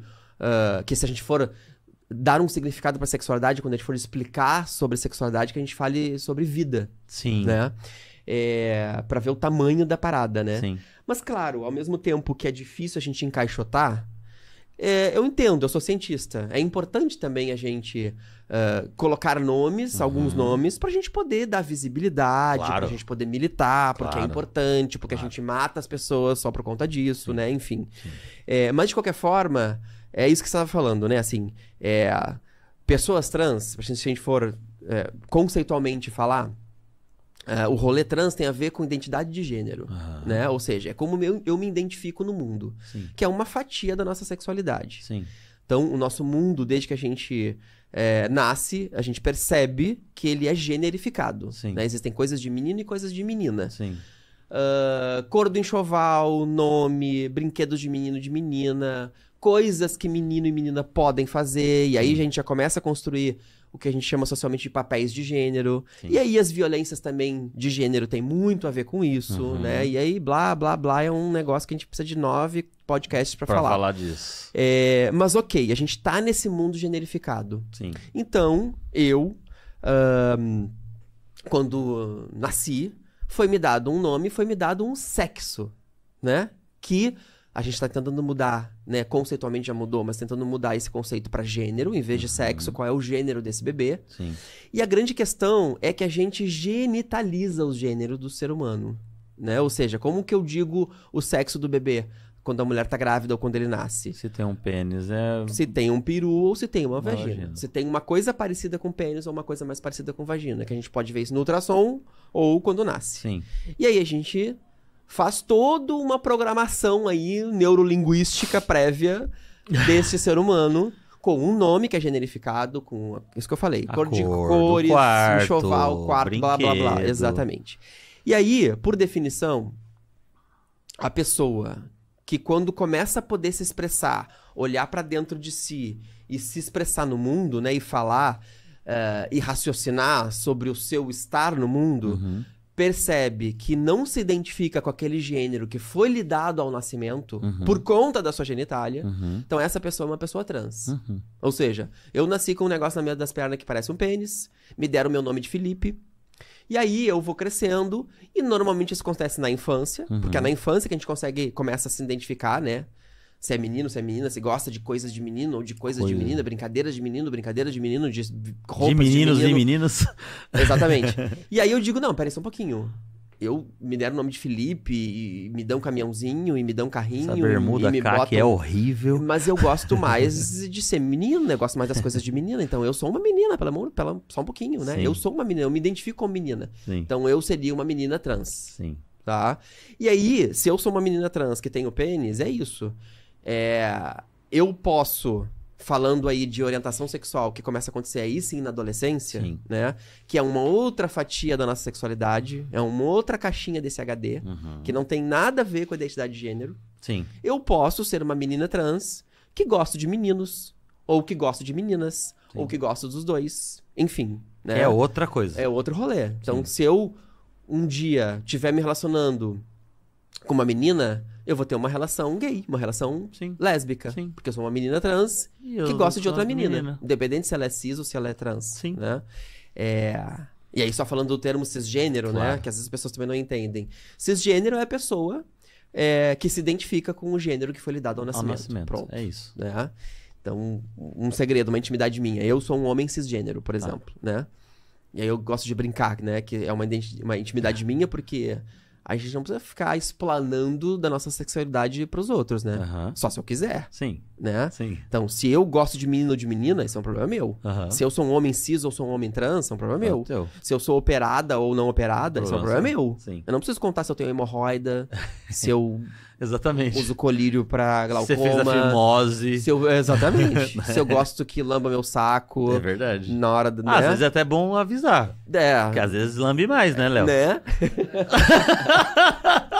Mas eu aviso se eu quiser pra quem estiver comigo. Exatamente. Né? Exatamente. Então, assim, as coisas da sexualidade são muito íntimas nossa, né? E é importante a gente entender que a gente tem várias caixinhas, né? Identidade de gênero é uma coisa, orientação sexual é outra. Sim. Sim. E como eu gosto de expressar o meu gênero, roupas que eu gosto de vestir, unhas que eu gosto de pintar ou não, pinto que eu gosto de usar ou não, que eu quero operar, o que eu não quero, isso é muito da minha intimidade. Sim. Sabe que, por acaso, eu tava vendo Expressão hoje... de gênero, não é isso? Isso, expressão de gênero é como eu me coloco. Como você coloca. Você usa saia, você tem cabelo comprido. Exatamente. Independente se é cis, trans, ou gay ou não. Exatamente, exatamente. E essa expressão pode ser mais masculina, mais feminina. Exatamente. Porque a gente tem esses códigos de masculino e feminino. Que inventamos e tá aí já. Inventamos e tá aí. E quem sabe talvez um dia não existam mais. né? Acho que num futuro Bem distante, né? talvez. Mas isso é uma construção. É uma construção cultural. Uma construção.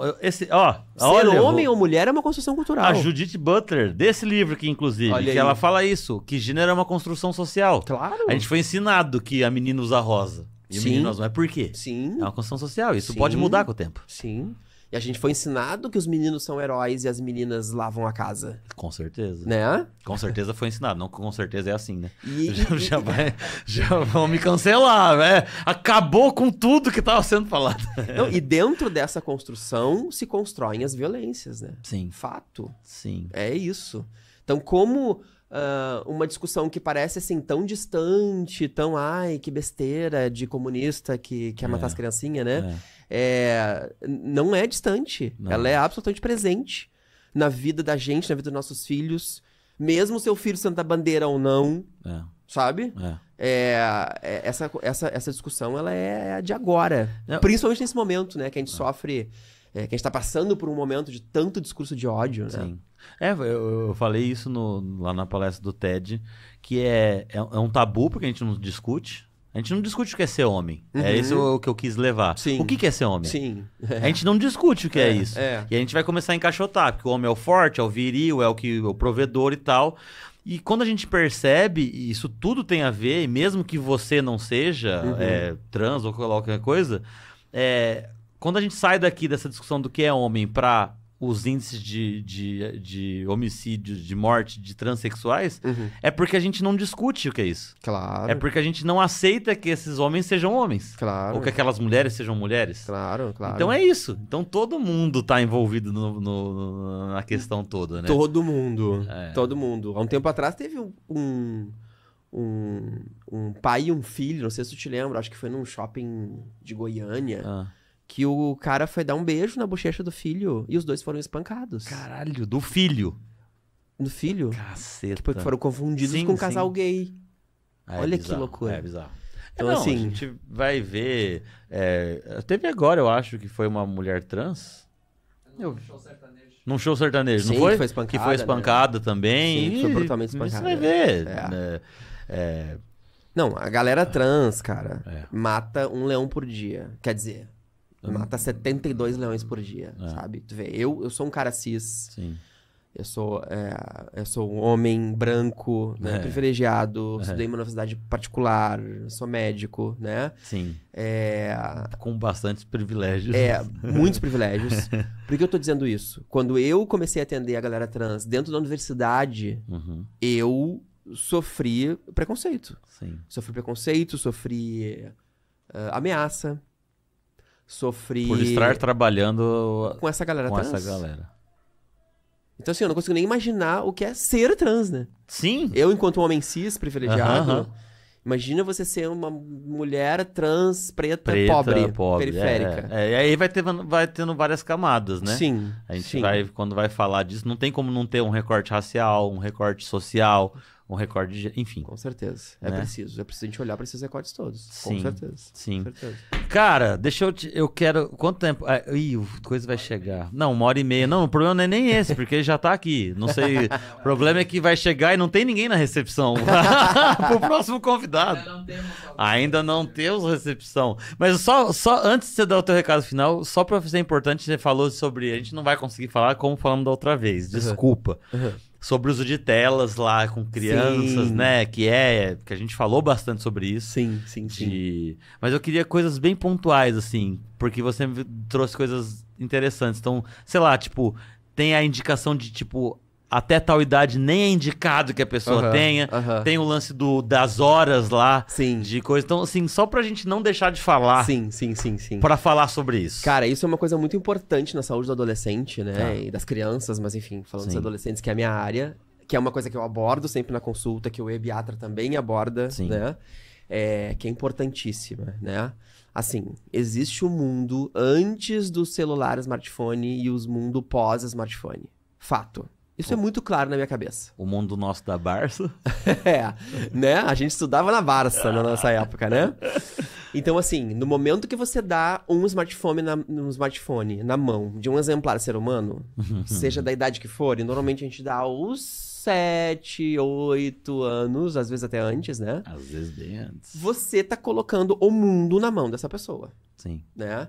Então, a gente precisa, em relação... E aí, isso que a gente fala sobre telas, né? sim, A gente precisa, primeiro, monitorar as telas na vida dos adolescentes e das crianças. Sim. Né? Isso é fato. Isso é uma coisa da parentalidade, né? Precisa ser pauta da parentalidade. sim. A gente não ensina para os nossos filhos que não pode atravessar a rua sem olhar para os dois lados, que não pode aceitar bala de ninguém na balada, nem beber de ninguém, Sim. que não pode abrir a porta para estranho, Sim. que não pode arrotar na mesa, sei lá, Sim. né? São coisas da educação parental. A gente precisa também incorporar a questão das telas e das mídias digitais na educação da galerinha, Sim. né? Sim. E aí dentro disso tem monitorar. Sim. Claro, Sim. né? Esse é um aspecto, número 1.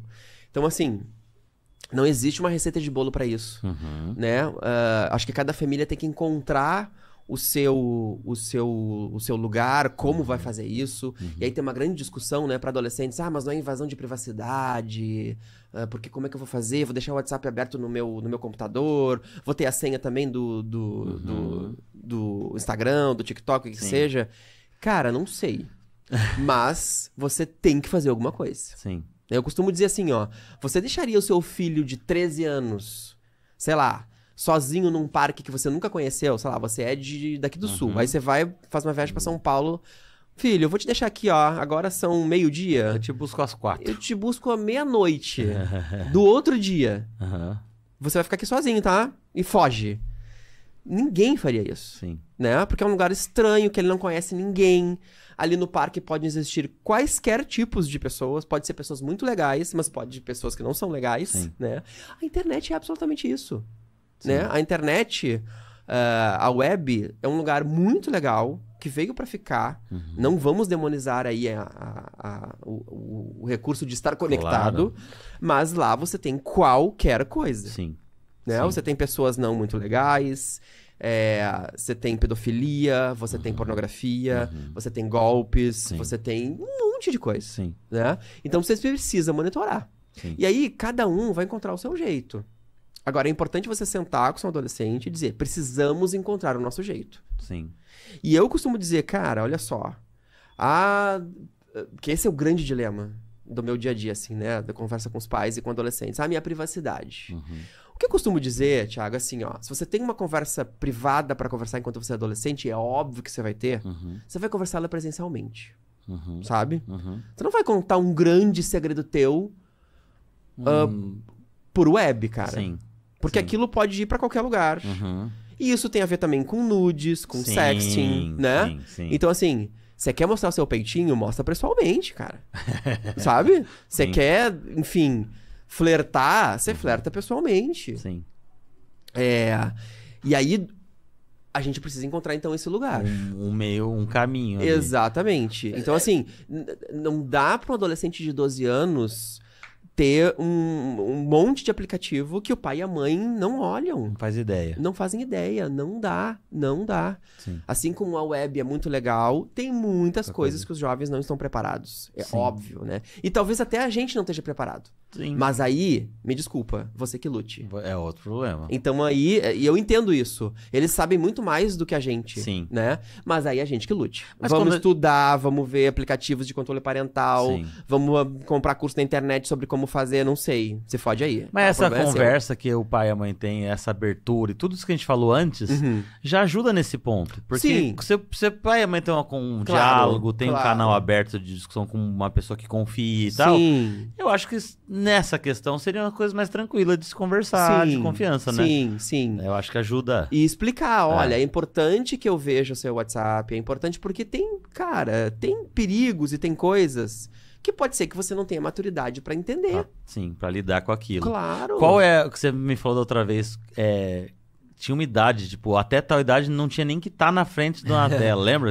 Então, acho que assim, uma outra conversa sobre telas, para além desses perigos de mídias sociais, de estar conectado, é uma coisa até mais orgânica mesmo, Sim, de tempo de tela, tá. né? Então, assim, Uma coisa muito importante do adolescente é o desenvolvimento cerebral dele. Sim. Né? O que está acontecendo, assim, de forma absurda Uhum. e muito importante é a reformulação de todo o tecido e conexões cerebrais. Sim, Isso acontece até 23, 24 anos. Sim. Bastante tempo. sim. Então, por isso que o adolescente não pode usar álcool, porque álcool é absolutamente deletério pro cérebro, né? Drogas. Drogas, álcool, substâncias em geral, né? Tá. E por isso que a tela também ela é prejudicial. Tá. Porque a tela é um monotema. Né? É claro que a gente tem muita coisa ali, né? A gente tem música, Sim. a gente tem vídeo, a gente tem... Enfim, Mas é um estímulo. tudo. Mas é um ali. estímulo único, É. né?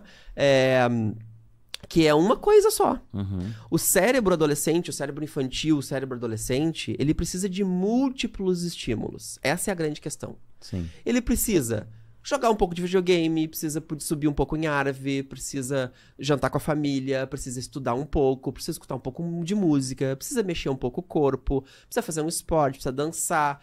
É legal que ele faça uma aula de um instrumento ou de canto de uma coisa artística. Sim. Ele precisa ver os amigos.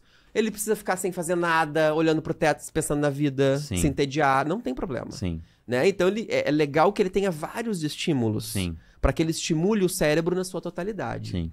Se ele fica só na tela, não dá. Uhum. Se ele fica só fazendo esporte, não dá. Uhum. Sim, Se ele sim. fica 24 horas comendo alface, não vai Também dar. não vai rolar. Se ele fica só estudando, não vai dar. Sim. Ele tem que fazer de tudo, um pouco. Sim. Né?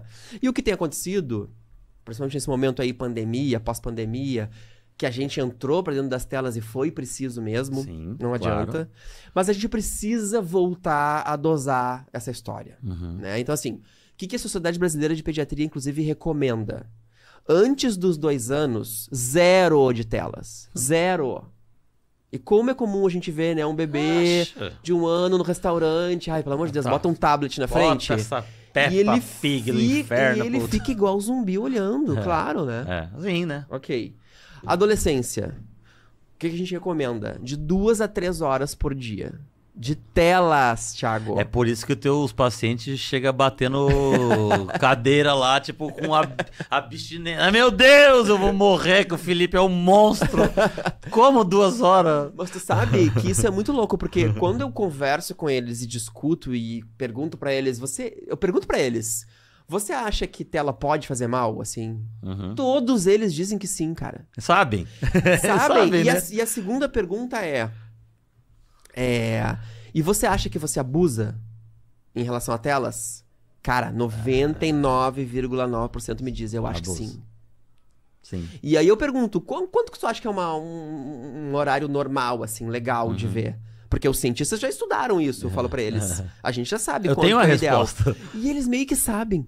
É? Juro, essa galera é muito antenada. Ou é uma coisa meio tácita, meio Aham. empírica, não sei. E eles dizem 2, 3, 4, 5 horas. Sim. Eles dizem. Sim. E aí eu digo, então, e você acha que você usa quanto? E aí eles, caralho. E aí eles. E aí cai a ficha, assim, E é tipo, muito porra. diferente quando o próprio jovem faz esse insight. Sim. Eu tava falando no início, né? Sim. Diferente de eu dizer, olha só, então tá, vamos falar sobre tela, você tem que usar no máximo 2 horas. Ah, não, já. Você perdeu ele de novo. Nem começa a conversar. É. E aí eles se dão conta, e aí a gente, e agora, o que a gente vai fazer sobre isso? E aí pode gerar uma angústia. É o que você falou da. Pode gerar uma angústia. Atendi essa semana um adolescente de 11 anos que começou a chorar copiosamente. Disse, meu Deus, o que eu vou fazer? Eu não sei o que eu vou fazer. Eu preciso jogar Fortnite com meus amigos à noite. É. E é um menino que tem uma puta angústia mesmo. Sim, sim. Real. Sim. Ele treme, ele tá sendo medicado por conta disso. Caralho. Sim. É, tem efeitos real. São coisas. Não é tipo Sim. uma bobeirinha. Não é uma bobeirinha. É algo Não, sério pra saúde da pessoa. E você pensar nessa coisa do monotema, né? Ou Aham. seja, você se diverte e tem prazer só com uma coisa, Sim. é uma porta aberta para o uso mais agressivo e mais abusivo de substâncias na vida adulta. Isso já foi estudado. Sim. Então, assim, a gente precisa ter a capacidade de se divertir, de ficar de boa Uhum. com múltiplos temas. Sim. Então, é muito legal jogar, é óbvio, mas também é muito legal estar com os amigos. Também é muito legal namorar. Também é legal, de certa forma, estudar, porque você tá aprendendo Sim. um negócio pra sua vida, seu futuro. Ficar deitado sem fazer porra nenhuma. Também é legal você É. relaxar, ó, pensar o seu corpo, organizar o seu corpo. Sim. Também é legal você caminhar um pouco na natureza, subir um pouco em árvore, olhar pras folhinhas. Sim, sim. Também é legal você, de repente, brincar com o seu cachorro, o cachorro do vizinho. Aham. Também é legal você estar em família, conversando, contando o seu dia pro seu pai, sua mãe, quem cuida de você, que ama você. Sabendo qual é o remédio que teu pai toma. O remédio que seu pai toma, né? E jantar e almoçar em família é muito importante. Sem telas. Pro adulto tem essa coisa? Muda um Cara, pouco, você falou aquele pro dia. adulto muda muito, né? Até porque o adulto tá A gente ferrado, trabalha né? também A gente na trabalha, tela a gente... e... Putz. É foda, O né? que foi isso? Pra mim, vou morrer então. Ah, tá, que susto. Eu achei que era deu merda de novo. Não, é eu porque ia ele fez assim pra bicar baixo. esse computador, pelo amor de Deus. Ele Eu não fez um faz sinal isso, negativo, traduzindo pra quem não tá enxergando. cara. O Léo fez assim, eu vou morrer aqui, cara. Eu tô morrendo. Ah, você... Não, a gente adultos tá muito ferrado. É. A gente também precisa reencontrar esse lugar, né? Sim, De poder estar sem as telas, cara. sim, Sabe? sim. De poder olhar pro nosso corpo, de poder dançar um pouco, de poder trepar um pouco mais. Tudo... De poder respirar na natureza, Sim, bicho. sim. E aí, assim, uma coisa importante, né? Que eu falei várias vezes, mas assim, a gente já tem estudos, que a ciência às vezes redescobre a roda, né? Tá. Mas a gente tem estudos, cara, mostrando como é importante a gente botar a criança e adolescente em contato com a natureza. Sim. Isso é muito importante. Uhum. Então, assim, o parquinho, o play do seu prédio tem uma grama sintética, manda tirar e botar uma grama de verdade, cara. Uma terrinha. Uma terrinha pra galera cavar, tá ali, pisar na grama, subir em árvore, Sim, sabe? sim. Isso eu também prescrevo pros meus pacientes. Sim, A gente precisa colocar a galera em contato com a natureza. sim, Porque a natureza é esse lugar de múltiplos estímulos, sim. né? Sim. Porque o tecido de um lugar que tem pedras é irregular, uma árvore é um caos, é uma coisa totalmente caótica, né? Você Sim. tem que aprender a subir aqui de um jeito e do outro, você pode subir na árvore de várias formas. Sim. Você vai exercitar o seu corpo, a sua corporeidade, o seu olhar. As texturas, As de pegar nas os coisas. cheiros da natureza são múltiplos. Os Então, assim, estímulos são variados, né? então, você quer um lugar de múltiplos estímulos, natureza, Sim. sabe? Então, assim, eu prescrevo para meus pacientes. Dá uma Você- mochila pro teu... Você vai pra fazer selva. um exercício, se você não Sim. faz exercício, de preferência na natureza, Sim, sabe? sim, sim. E se não for um exercício, que seja ler um livro embaixo de uma árvore, Sim. tá com seus amigos embaixo da árvore, em vez de ir pro shopping, vai pro parque. pro parque. cara. Vai Vai pro pro parque. parque, exatamente. Pô, redenção tão maneiro. Você vai na... Você já subiu numa árvore, Léo? Já. Ah, aí, cara! Você achou que o Léo só era das telas? Já subiu em árvore, cara. Cara, eu me lembro da minha infância. eu subia em árvore na casa da minha avó, que eu enxergava as pessoas pequenininhas lá embaixo. E devia ser divertidíssimo Gente, estar lá em cima. Coisa louca, né? Se eu escorregasse, morria. Mas tá aí pra contar hoje. Tô aí, né? Meu, eu queria ficar um tempão mais trocando ideia contigo, de verdade. Logo que a gente terminar, o Léo vai salvar isso perfeitamente. Não, mas a gente gravou na fita cassete. Não, pera aí. Só um pouquinho. A fita cassete nunca nos... Abandona. Nunca falha. A não É ser tipo quando ela embola. Rexona. Quando ela embola, também a gente recorta a cola, a gente perde só um pedacinho, não Nossa, perde fita tudo. cassete era um trabalho, você não tinha que pagar se não rebobinava a fita. Ô, Felipe. Não, essa é fita VHS. VHS. Ah, tô falando da cassete, é verdade. Ó, muito obrigado, de verdade. Passa a tua rede social pra galera. Sim. Do Instagram.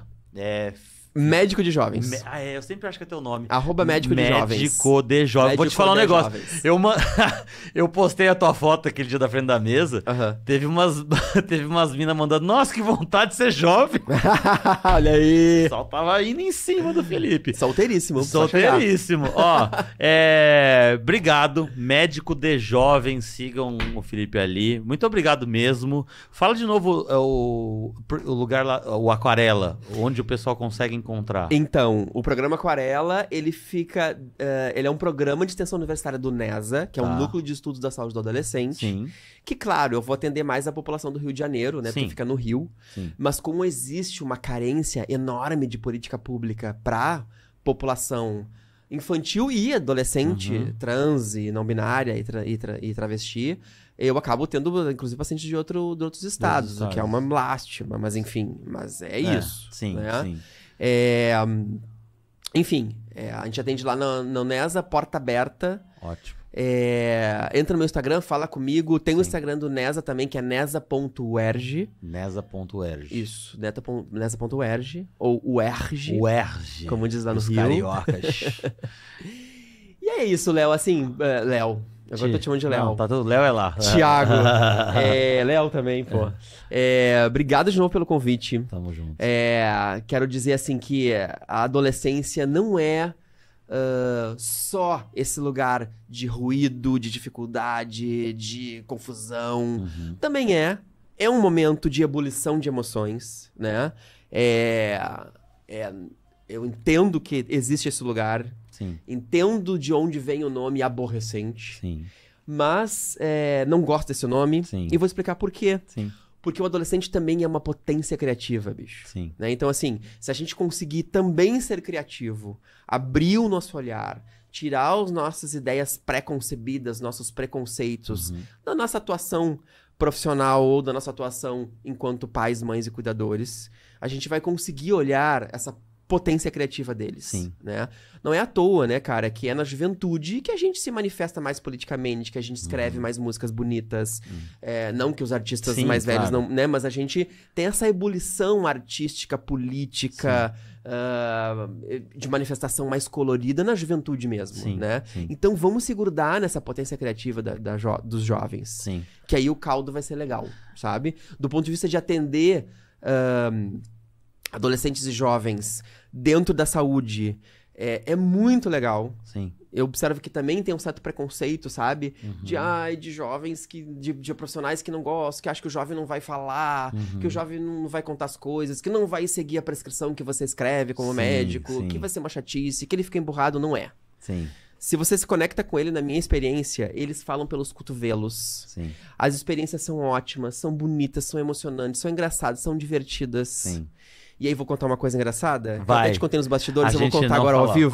Conta. Deixa eu contar pra gente acabar aqui. Eu não tinha perguntado, mas eu Pra te ter já- uma ideia de como os O- jovens se abrem com a gente, podem sim confiar na gente quanto Sim. profissional de saúde, Sim. enquanto pais, professores. E eu acho que professores têm muitas histórias legais pra contar também. Tá, minha mãe é professora, ela tem Então, 1.500. Que é muito comum os jovens se vincularem muito quando o professor é legal, né? E contar suas mazelas e suas questões, os seus abusos, enfim, né?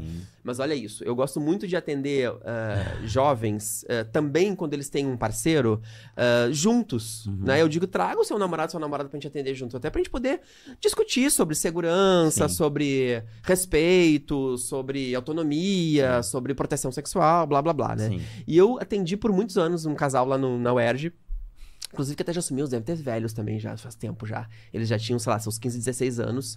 E era uma menina muito Faz figura... quanto tempo isso? 10 anos? Faz uns 10 anos. Já Ah, deve já estar uns tão- 26 já, Às né? vezes já tá Se até é com que eles estão filho casados. já. Pode ser. Porque a Yes. menina, inclusive, a menina era uma menina que queria engravidar. É? Queria muito. Ela queria 15 anos e a demanda dela. A primeira consulta dela é porque eu quero engravidar. Caralho! Sim, sim. E esse é um outro tabu para outro podcast. Tá. Né? Que a gente discute essa coisa da gravidez na adolescência, né, e tal, que é muito importante a gente discutir, porque tem meninas que desejam engravidar. Então, assim, essa menina, esse casal, na verdade, primeiro veio ela, a primeira consulta dela foi porque ela queria engravidar. E aí a gente pôde começar a conversar sobre isso. Qual será que era o melhor tempo pra engravidar, se era possível, se não era. Ela tava muito preocupada porque ela não engravidava, ela tava transando com o namorado há mais de um ano sem camisinha e nada acontecia. Caralho! E aí a gente começou a discutir também sobre, né, sobre doença, sobre IST, sobre, enfim, consentimento. Aí o papo vai, né? E aí a consulta do adolescente é linda, Thiago, é linda.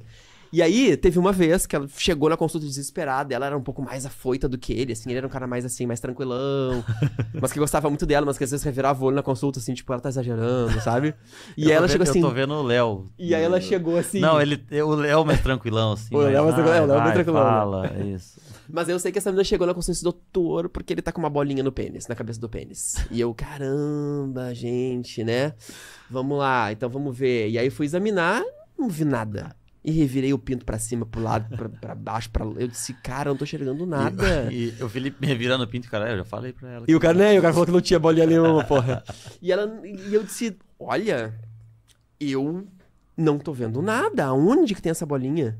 E aí a menina falou assim, doutor, não, o negócio é o seguinte, realmente, não dá pra ver.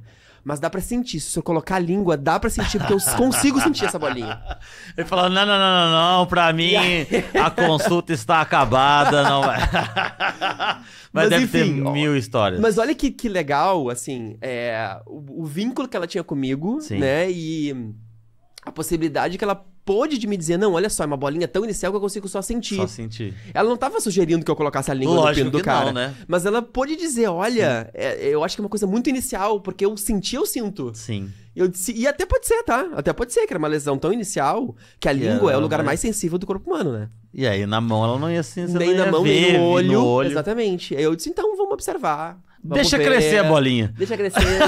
Mas vamos conversar. Vocês estão trazendo essa camisinha Sim. e aí a consulta continua. Sim. Né? Então, assim, os adolescentes são criativos, são potentes, são muito maneiros. Sim. Claro que eu sou suspeito de falar, mas assim, vamos olhar para esse lugar criativo dos jovens que a gente vai se surpreender, tenho certeza. Felipe, obrigado mais uma vez. Você que ficou aí até agora, obrigado. Fique bem. Sigam lá no Instagram, Felipe e eu. Teu patrocínio pode estar aqui, então mande seu e-mail, seu direct. A gente vai conversando. Estamos gravando aqui da Starter. Fiquem bem, um beijo. Beijo, tchau, tchau. Tchau, tchau, Valeu, tchau. gente. Grande Valeu. abraço.